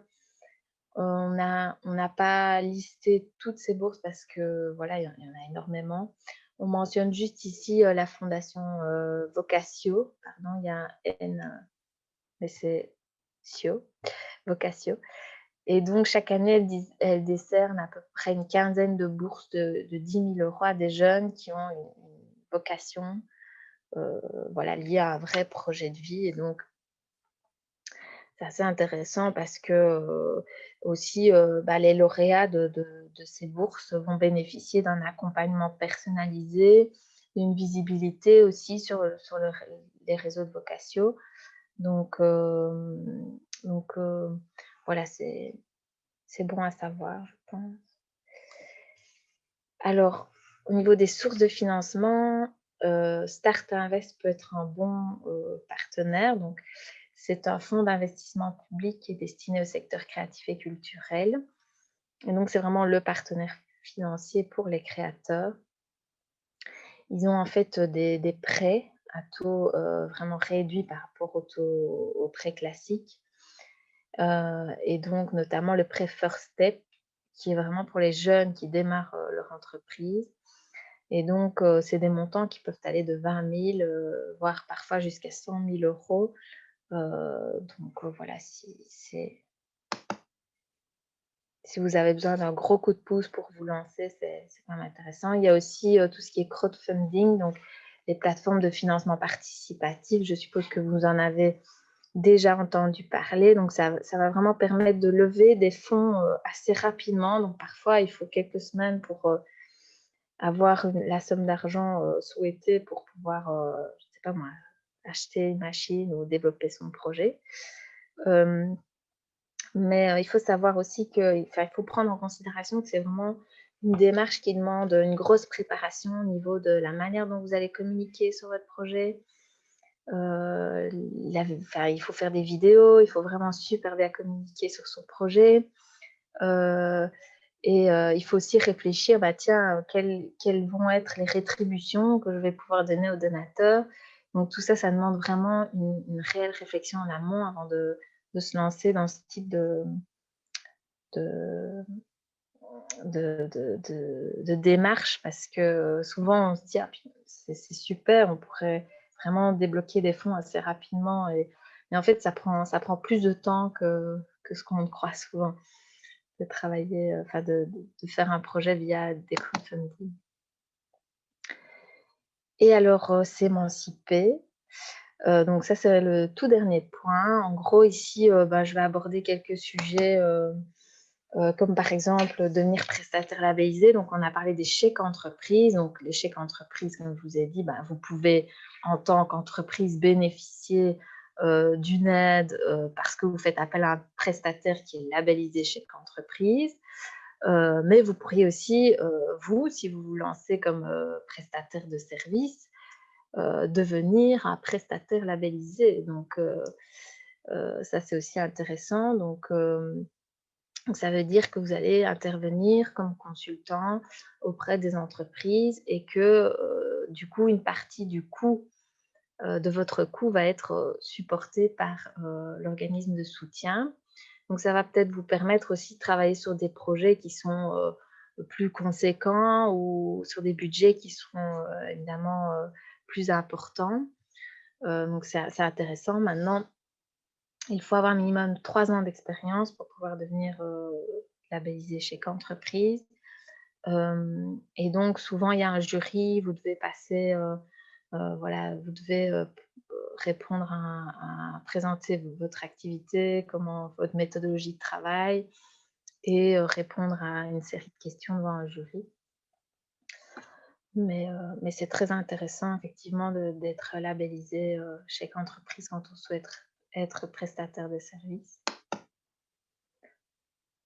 Alors, se faire éditer, alors il y a des organismes qui, je ne vais pas dire vous accompagnent pour vous faire éditer, mais plutôt vous conseillent là-dedans, comme WebEDM, le MAD, Jobin Design et la Maison du Design. Ils peuvent vraiment vous conseiller sur comment aborder une maison d'édition, comment mieux faire connaître mon travail, vers ce type de public. C'est vraiment un secteur très spécifique. Donc, voilà, c'est des questions auxquelles eux pourront vraiment répondre. Alors voilà, ici, je reprends un peu les contacts des grands organismes, je vais dire, liés au secteur du design, de la création et voilà, des arts appliqués. Donc, nous, chez Wallonie Design, on est vraiment sur toute la Wallonie. On est plus donc dans tout ce qui est design, mais que ce soit design textile, design graphique, design industriel, design de service, UX design. Enfin, on travaille pour tous les métiers du design. Jobin Design, qui eux vont être plus dans un accompagnement pour les créateurs et les designers. Nous, on ne fait pas d'accompagnement, on est plus dans le conseil, dans le réseautage, dans le développement des compétences des designers. On organise aussi des visites d'entreprise qui permettent à des groupes de designers, 15-20 designers, d'aller voir les technologies, les techniques que certaines entreprises développent ou utilisent. Jobin Design, c'est beaucoup plus dans l'accompagnement, dans le réseautage, dans les workshops. Le MAD, pareil, mais sur Bruxelles uniquement. Ils font de l'accompagnement, des résidences et du réseautage, des workshops, des conférences, des expos.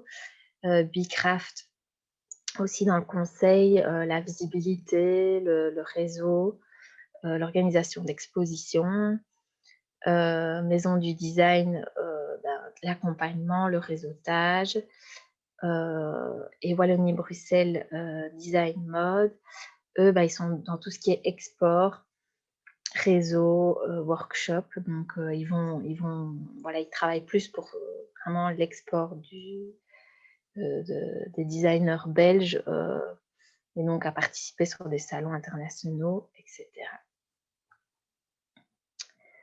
Donc voilà, je vous remercie de votre écoute. J'espère que j'étais plutôt claire, mais si je ne l'ai pas été, ou si vous avez des questions, c'est le moment.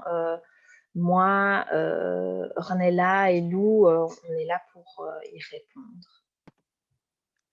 Très bien, Véronique, merci. Et je me permets de souligner le timing parfait parce qu'il nous reste 20 petites minutes pour cette fameuse séance de questions-réponses. Donc voilà, moi je vais soulever quelques petites questions et remarques qui nous ont été faites.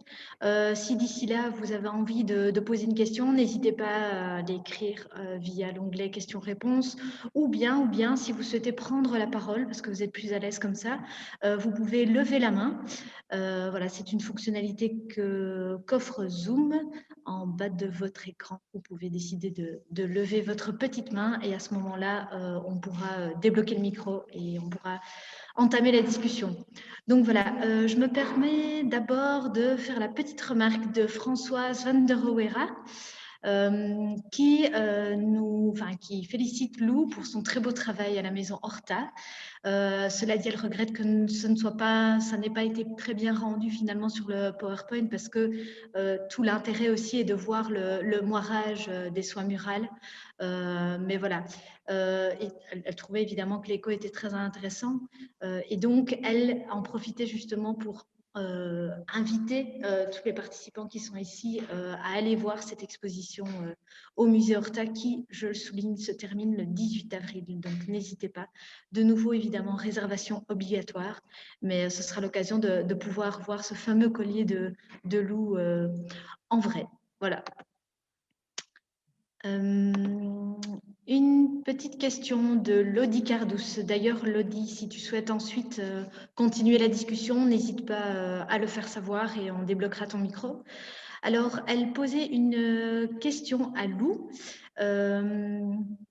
Et donc, elle demande où est-ce que, Lou, tu as trouvé ton aide à l'export pour les foires de bijouterie dans un premier temps. J'arrive avec la suite. Ouais, et ben... Non, mais ça y est, je me suis mis sur mon PDF maintenant. Pardon. Comme c'était quoi l'aide à l'export? Ben, du coup, peut-être que Véronique va mieux répondre que moi. Parce que donc celle de art plastique, j'ai vérifié que c'était aide à l'export. Je ne l'ai pas noté dans le. C'est probablement WBI ou Non, AWEC. je pense pas. WBI, je pense que c'est justement art plastique. Et l'autre, ah si, la Fédération Wallonie-Bruxelles, ça c'est WBI. Oui. Ouais, bon, ben, j'ai un petit trou comme ça. En tout. Ouais. WBI, c'est Wallonie-Bruxelles International. Et l'AWEC, c'est l'Agence Wallonne à l'exportation. Mais toi, comme tu viens de Bruxelles, à mon avis, ça ne doit pas être l'AWEC. Ouais, alors ça doit être ça. Et, et en fait, c'est juste comme d'habitude, hein. Par contre, il faut se souvenir du timing. C'est qu'il y a toujours, il faut envoyer la demande avant de partir, recevoir l'accusé de réception que c'est bon, prendre les billets, prendre nanana, et ensuite, on touchera l'argent et donc l'aide que 6 mois après. Genre, enfin, il faut toujours se dire, voilà, il faut avancer. Donc, presque toutes les aides, c'est comme ça. Et il ne faut pas se tromper dans les dates. Enfin, bon, il y a quand même un peu de partie. Mais je peux retrouver cette info, mais j'avoue que là, j'ai Oui, peur de donner une je pense mauvaise. que c'est la WEX. De ce que j'ai l'impression que c'est la WEX, c'est pas la Fédération Wallonie-Bruxelles en tous les cas, je crois pas. Mais c'est vrai que, comme tu dis, ça demande. Enfin voilà, on ne se lance pas dans ce genre de procédure. Ça demande un peu de temps et surtout quand on demande des aides, des bourses au prototypage ou à la recherche, il faut vraiment bien construire son dossier, bien budgétiser les choses parce que c'est vraiment ça qui va faire la différence quand le dossier va passer en comité. Il faut vraiment que tout soit bien cohérent, que le projet soit bien rédigé, bien clair. Donc, c'est vrai que c'est des démarches qui prennent parfois plus de temps que ce qu'on s'imagine. On croit qu'on sait parler de son travail, mais une fois qu'on commence à rédiger, on se rend compte que c'est pas si simple. Pas toujours, en tous les cas. Pour certains, c'est plus simple que pour d'autres, on va dire. Oui, et d'ailleurs, c'est la raison pour laquelle il ne faut vraiment pas être gêné de pouvoir demander de l'aide à quelqu'un qui, lui, justement, est plus à l'aise avec ce fameux remplissage de formulaire, ou en tout cas plus à l'aise avec l'écrit. Parce que oui, effectivement, la première fois qu'on remplit un formulaire pour obtenir une bourse, ça peut sembler assez... Enfin, ça peut faire peur, tout simplement. C'est très administratif. Et puis, finalement, en fait, quand on prend vraiment étape par étape, ça... Voilà. Il faut vraiment arriver à diviser le travail. Et justement, pour rebondir sur ce que Lou disait, c'est d'ailleurs une remarque Anne-Sophie Muller qui a témoigné l'année passée lors de la journée d'information et de formation, qui était lauréate de Tremplin aussi, 2017. C'est une remarque qu'elle a également fait par rapport aux bourses de soutien. Je pense que c'est intéressant de le ressouligner. C'est que, ben voilà, il faut vraiment que vous anticipiez en fait par rapport à cette demande de bourse. Il ne faut pas imaginer répondre, envoyer votre formulaire et recevoir une réponse, ne serait-ce qu'au plus tard dans les 3 mois. Généralement, il faut compter au moins 6 mois d'avance, au moins, vraiment. Donc voilà, il faut partir du principe que même si vous demandez une bourse, il faut pouvoir investir auparavant, quoi. Donc ça, je pense que c'est quand même très important. Oui, c'est ça. C'est sûr que la bourse n'arrive pas tout de suite et donc parfois, on doit débourser l'argent avant qu'elle n'arrive. Donc, C'est le seul désavantage, mais quand ça marche, c'est chouette. oui, parce que vraiment, il y a tellement d'aides, il y a tellement de choses à faire. Et parfois, les gens n'y répondent pas parce qu'ils enfin, voilà, ils ont un peu peur. Et c'est vraiment dommage, même pour partir à l'étranger. Enfin, il y a tellement de choses à faire qu'il faut vraiment se renseigner et se dire, bah, tiens, moi, suivant mon projet, dans quoi est-ce que je m'embarquerai bien?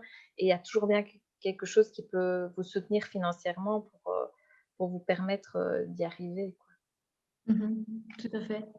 Je reviens à la question de Lodi, mais excuse-moi Lodi, je me dois d'être transparente, je ne comprends pas très bien. En tout cas, je vais te lire. Tu as dit que tu n'avais pas bien vu par rapport à comment fixer son prix. Qu'est-ce que c'était exactement? Un atelier, une plateforme d'aide? Je n'arrive pas à voir si tu parles par rapport à Lou ou par rapport à Wallonie Design. En tout cas, si je peux me permettre, nous, l'année passée, on avait fait un workshop sur comment fixer son prix, qui avait d'ailleurs très très bien fonctionné. Et oui, effectivement, c'est pas une mince affaire et je pense que c'est très très bien de pouvoir s'entourer pour ça. Et des organismes comme la Smart proposent notamment proposent ce type de workshop. Et Lodi me précise que c'est par rapport à ce que tu as dit, toi, Lou, par rapport à la fixation de prix. Ouais, non, mais donc en effet, moi, je n'avais pas participé en fait à un workshop. J'avais entendu parler de cette histoire de la Smart. Oui, non, en fait, moi, j'ai rien participé. Je sais juste que c'est quelque chose qui m'a souvent, que je trouve difficile et que j'ai aussi là maintenant en tant que galeriste, on va dire, des gens qui nous, des créateurs en fait, qui nous demandent est-ce que ça, tu trouves que c'est bien comme prix? Et nous, on peut toujours un peu donner on a une idée par rapport à ce qu'on vend, mais la plupart du temps, c'est tout simplement qu'il faut savoir le temps que nous, on a mis à réaliser la pièce. Et donc, il y a toujours voilà, la main-d'œuvre, la grande partie main-d'œuvre, et puis la partie, le coût de la matière. Et donc, voir si son projet est viable. Parce que voilà, il y a très souvent où on vend un objet et puis après, on ne s'y retrouve pas. Et voilà, parce qu'on se dit, ça ne sera jamais vendu avec ce prix. Ça, c'est. Voilà, donc c'est tout le truc, essayer de trouver un juste prix où nous, on se sent OK avec, quoi. Un Ouais, juste prix, et si je peux me permettre aussi un prix qui reste fixe finalement, parce que tu expliquais toi-même que tu étais représenté par différentes galeries. Évidemment, pour l'image, c'est toujours mieux d'avoir le même prix à toutes les galeries. Évidemment, parce que une personne qui serait intéressée par ta pièce chez nous et qui irait dans une autre galerie et que cette pièce soit plus chère ou moins chère, évidemment, le message passé n'est peut-être pas spécialement le même. Donc, effectivement, je pense que ça, c'est aussi une question qui est quand même assez importante, c'est de choisir un prix finalement qui est cohérent et qui reste fixe, quoi. Ouais. Oui, une des meilleures façons de définir un prix, c'est d'aller voir aussi ce que vos concurrents, je parle en termes de concurrence, que nous on travaille plus pour les PME, mais bon, généralement c'est plus vos compères, on va dire. Voilà, d'aller voir un petit peu eux, comment est-ce qu'ils définissent leur prix, parce que ça va vous permettre aussi de vous positionner en fonction de voilà, la cible aussi que vous souhaitez voilà, comment dire, que vous souhaitez toucher. Donc, voilà, c'est sûr que quand on s'oriente vers le luxe, forcément, on sait bien que voilà, les prix vont, voilà, on travaille sur des gammes plus élevées. Donc, tout ça joue. Et donc, peut-être en regardant aussi comment les autres posent leurs prix, ça va vous permettre de aussi, vous, pouvoir mieux fixer le vôtre. Ça, c'est en allant dans des salons, en allant voir un petit peu sur des sites. Mais voilà, je pense que les salons, pour le moment, c'est un peu dommage, il n'y en a plus trop, mais c'est un des bons moyens aussi de définir son prix. Donc voilà. Après, les structures d'accompagnement comme Jobin Design, si voilà, vous souhaitez créer votre entreprise, c'est aussi des structures qui peuvent vous aider là-dedans à définir un business model, à vraiment réfléchir, mais dans quelle marge je me situe, parce que c'est vrai que c'est des questions très, très compliquées quand on démarre. Tout à fait. On va passer aux autres questions parce que le temps commence tout doucement à être compté. De nouveau, Lodi Cardous revient et remercie évidemment Lou pour ces informations. Elle revient du coup maintenant sur Véronique et elle qui est maintenant en train de rechercher des matériaux intelligents, soit en bois, soit en textile, en métal, etc. Elle comprend que toi, Véronique, tu pourrais peut-être l'éclairer à ce propos, en tout cas dans sa recherche. Dans la recherche, oui, de fournisseurs, oui, on peut s'envoyer enfin voilà, n'hésitez pas à m'envoyer un email, je ferai ce que je peux pour. On a une base de données de fournisseurs, de prestataires, donc voilà, je peux faire une recherche, voir un peu avec mes collègues. Et maintenant, matériaux intelligents, je ne sais pas trop ce que vous entendez par là, mais voilà, n'hésitez pas à m'envoyer un email et j'essaierai d'y répondre rapidement. Merci Véronique. Un message de Maxime Van Roy, pardon, qui est d'ailleurs exposant ici à Tremplin. Donc, ah non, c'est une petite question de la copine de Maxime qui est Lulu. Enchantée Lulu. Donc, elle commence à créer sa marque de bijoux fantaisie, accessoires capillaires, donc des bandeaux, des chouchous. Et elle voulait savoir si toutes ces aides dont tu as parlé, Véro, concernent aussi les créateurs qui ne font pas du design à proprement parler. Et merci d'avance. Mais c'est encore enfin, voilà, c'est la question de comment est-ce que je présente mon travail. Est-ce que je suis un artiste? Est-ce que je suis un designer? Est-ce que je suis un artisan? Tout ça, c'est des notions. Quand on se définit, quand on commence à communiquer sur ce qu'on fait, c'est en fonction de ça que vous allez pouvoir voir si vous pouvez rentrer dans certaines aides ou pas. C'est toujours le nerf de la guerre, en fait, c'est comment je définis mon travail pour pouvoir voir, bah, tiens, ça, je peux bénéficier de cette aide-là ou pas. C'est comme par exemple la Fédération Wallonie-Bruxelles, il y a des aides très différentes. Lou a fait appel à la commission consultative des arts plastiques, mais il y a aussi le comité design mode. Et comme j'explique, si on va plus vers design mode, ben, c'est qu'on va plus réfléchir à quelque chose d'innovant qui va servir, qui va avoir une utilité, voilà, un service ou un objet ou quelque chose ou même un matériau spécifique avec des propriétés spécifiques.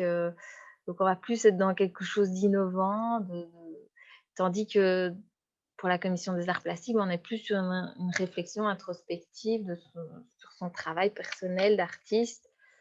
Donc, c'est toujours des questions de notions. Maintenant, toi qui es plus dans la création de bijoux ou d'accessoires, tout dépend de l'orientation que prend ton projet. Je ne sais pas si à la Fédération Wallonie-Bruxelles, par exemple, ce type de demande, pour moi, ne rentrerait pas. Mais voilà, il faudrait que j'en sache un peu plus sur tes intentions, sur voilà, le projet en lui-même. Maintenant, si je peux me permettre d'apporter quelque chose de plus, moi, d'expérience, j'aurais tendance à dire, ben, n'hésite pas à tester, Lulu. Je veux dire, qui ne tente rien à rien. Donc, fondamentalement, rien ne t'empêche de te retourner vers des organismes comme Wallonie Design, Jumping Design, ou bien leur maison du design, etc., pour demander, finalement, en présentant évidemment bien ton projet dans les détails pour qu'ils puissent voir un peu de quoi il s'agit, ben, demander simplement s'ils peuvent te venir en aide et de quelle manière. Et je pense que ben, ça, c'est pas... c'est gratuit, disons, donc fais-le, vas-y, et tu verras en fonction des réponses ce que tu pourras faire, quoi. Voilà. Elle a justement une deuxième petite question. Sa marque se base sur le recyclage et donc les réutilisations de vieux vêtements, bijoux auxquels elle donne une seconde vie. Elle se demande aussi s'il y a des fournisseurs avec Wallonie Design. Par rapport, j'imagine, aux matériaux. Je pense que c'est quand même une question qui rejoint celle de Lodi, justement. Des fournisseurs de textiles usagés, alors c'est ça la question? Oui, probablement. Oui. Justement, aujourd'hui, j'ai reçu une demande de match, de contact sur LinkedIn avec une ressourcerie qui est en train de se développer sur Bruxelles qui s'appelle Triguidou, je crois, il faudrait que je revoie. Et justement, leur idée, eux, c'est de créer une ressourcerie pour les métiers du design, de la création, de la mise en scène, etc., qui rassemblerait vraiment des tissus, enfin des matériaux qui mettraient à disposition de créateurs. Donc voilà, je viens de tomber sur l'info, mais des choses comme ça, oui, il y en a. Voilà, on peut aussi être en contact et je peux essayer je peux vous envoyer les contacts de ces deux garçons qui ont lancé ça là en décembre 2020. Donc voilà, c'est pourquoi pas, ça peut être, voilà, ça peut être, quelque chose d'intéressant. Après, il y a, voilà, en termes de il y a des projets, comme, je ne sais pas si vous connaissez, c'était MC, mais maintenant c'est CM, maintenant c'est CM. Donc c'est une styliste, de la Cambre qui elle, travaille enfin a développé sa propre marque et en fait, elle développe donc des collections, en série limitée, donc vraiment des petites éditions, avec des tissus qu'elle récupère, chez des grands couturiers. Donc elle a travaillé après ses études, à Paris, dans plusieurs maisons de couture et donc elle s'est rendue compte qu'il y avait énormément de rouleaux, de tissus de fou qui étaient jetés, incinérés, parce que voilà, ils ne servaient plus et donc elle s'est dit: «Bah, tiens, je vais récupérer, ces tissus-là pour, finir les rouleaux et en faire, des mini collections». Et donc voilà, elle a lancé aussi donc des projets comme ça d'upcycling et voilà, de recyclage, de tissus, il y en a beaucoup. Donc voilà, ça peut être aussi inspirant de se dire: «Tiens, il y a des gens qui ont le culot d'aller dans les maisons de couture et d'aller rechercher des tissus qui ne sont pas utilisés, qui vont être de toute façon jetés, heu, pour les récupérer et en faire des collections, bon, plus accessibles, mais voilà, c'est intéressant. Super. Merci pour ta réponse, Véro. Et on a une petite précision, c'est Triguidi, pas Triguidou. Ah bah, voilà. C'est plus mignon Triguidou, mais Oui, je l'ai lu tantôt juste avant, j'ai ouais, vu ah bah la voilà.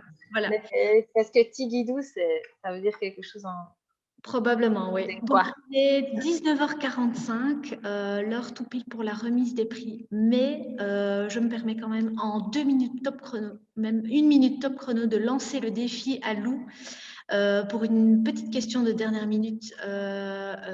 Et donc, Louise Duvinage se demande si un jour tu imagines lier ta formation de designer textile avec ton travail de bijoutière contemporaine. En 1 minute top chrono, c'est parti.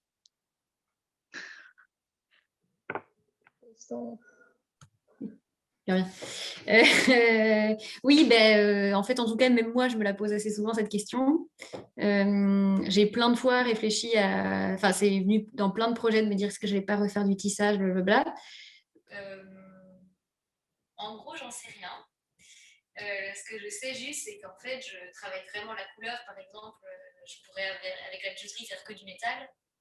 Et en fait, je travaille vraiment beaucoup la couleur et la mobilité. Donc, en fait, je pense que c'est des choses qui me sont venues plus tôt de ma formation textile, en fait. Ce rapport, ouais. Leur motif, c'était des deux grandes choses, deux grandes directions. Donc, en fait, je pense que je l'utilise déjà d'une certaine manière, qui n'est pas vraiment faire un mini tissage et le fixer avec une attache de branche. Mais peut-être que je dis ça et que après, je ferai une collection tout à fait en maille. Quoi. Donc, je tempère ces propos. Ok, merci Lou. Mais donc du coup, là, c'est parti. On va passer à la fameuse remise des prix. Je suis ultra excitée, je suis vraiment désolée. Je vous partage l'écran tout de suite et je fais mon petit signe de croix pour être sûre que les diapositives ne s'envolent pas toutes seules et qu'on enlève le suspense. Donc, priez pour moi. Je fais ça tout de suite. C'est parti. Vous me laissez juste quelques instants pour masquer mes fenêtres. Voilà. Et ici. Et voilà, on y est. Donc voilà, comme vous le savez, on arrive à la fameuse remise des prix de Tremplin. D'habitude, on a l'honneur, la joie de pouvoir le dire en face de vous et vous embrasser. Mais bon, cette fois-ci, on embrassera l'ordinateur, c'est pas grave. Donc voilà, pour vous introduire la chose, sachez qu'en début de semaine, il y a 2 jurys qui se sont réunis. Le premier jury chargé d'octroyer les bourses de soutien, lui est composé de Clio Zakala, directrice de Wallonie Design, qui nous accompagne d'ailleurs durant ce webinaire, si je ne me trompe pas. Jean-Marc Dimanche, qui est directeur artistique d'Eleven Stains et commissaire de la Biennale de main de maître au Luxembourg. On a Hélène Marcia, qui est inspectrice dans l'enseignement artistique en Fédération Wallonie-Bruxelles et notre présidente de Bicraft.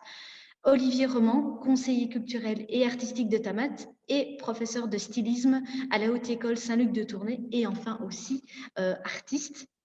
Et puis, on a, attention surprise, Lou Sotro, justement, lauréate du prix Tremplin 2016, créatrice de bijoux et galeriste de la galerie toute fraîche Hectare.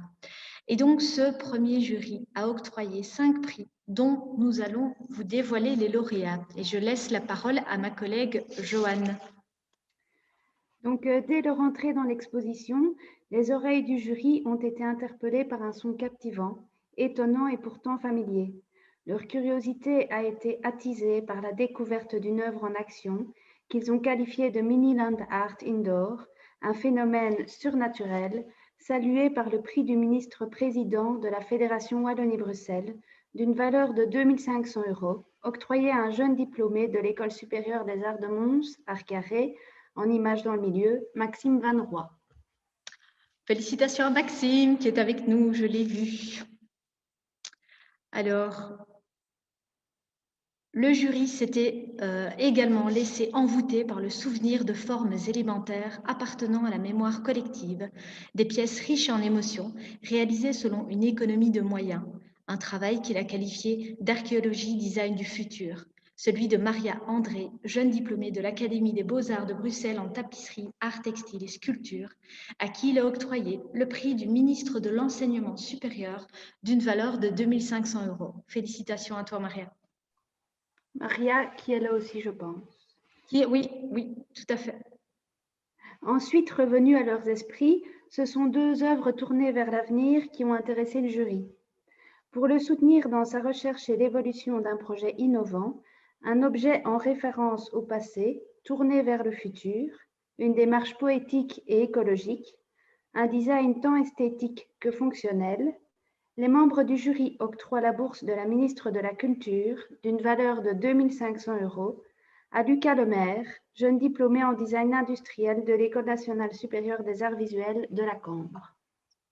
Félicitations, Lucas.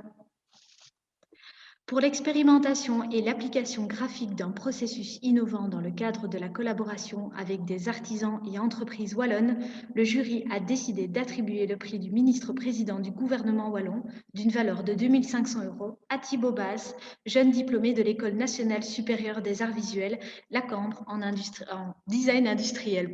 Félicitations, Thibaut.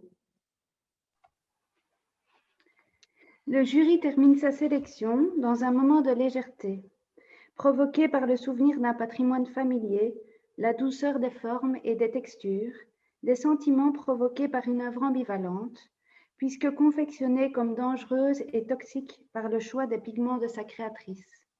Pauline Bonnet, jeune diplômée en céramique de l'École nationale supérieure des arts visuels La Cambre, reçoit le prix de la Loterie nationale d'une valeur de 2 500 €.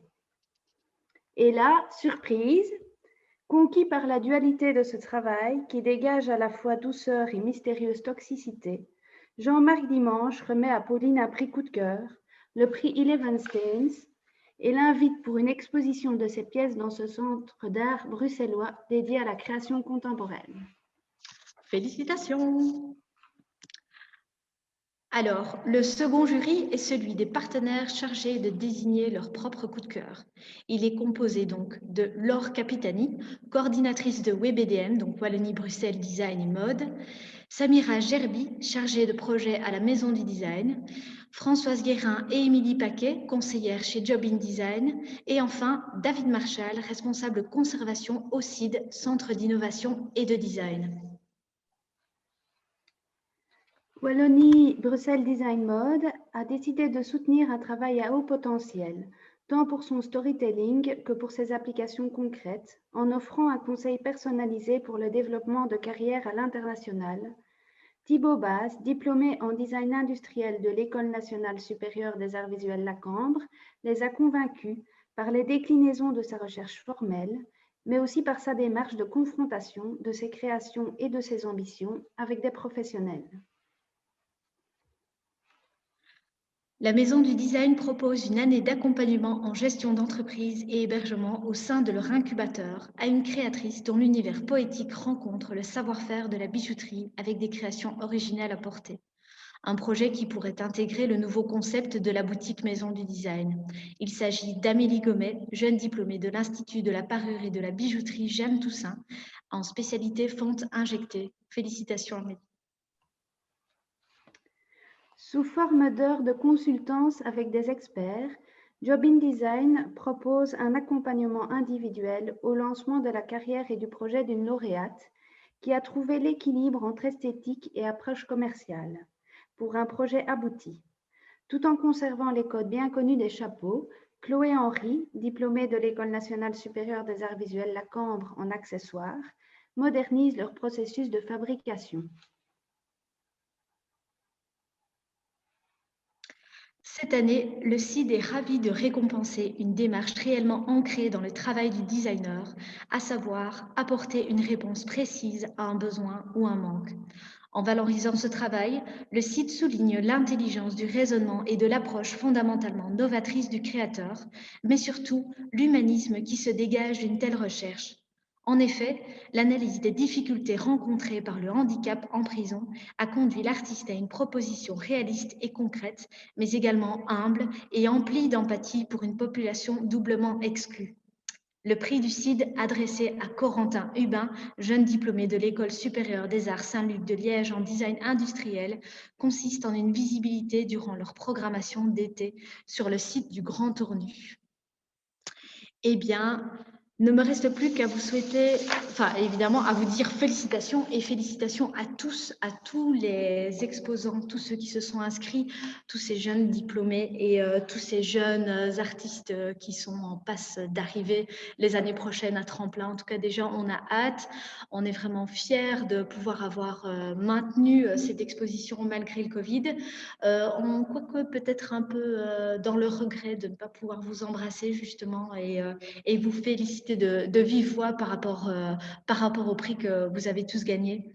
Donc voilà, sachez que le catalogue de l'exposition Tremplin sera disponible en ligne via la page Tremplin du site internet www.bicraft.org très très prochainement, peut-être dans quelques minutes, peut-être, qui sait.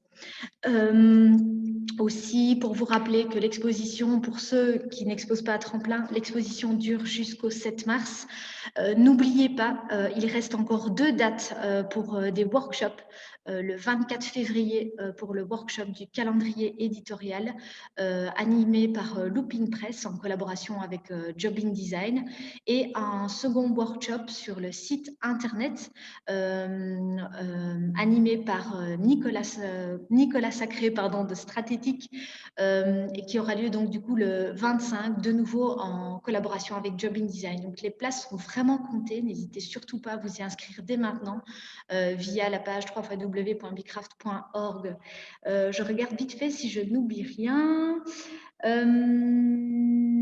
Oui, pour rappel, sachez que la présentation de Véronique Closon est disponible via un lien Google Drive que mes petites collègues Joanne et Éléonore vous partagent de ce pas avant que nous clôturions cette petite discussion.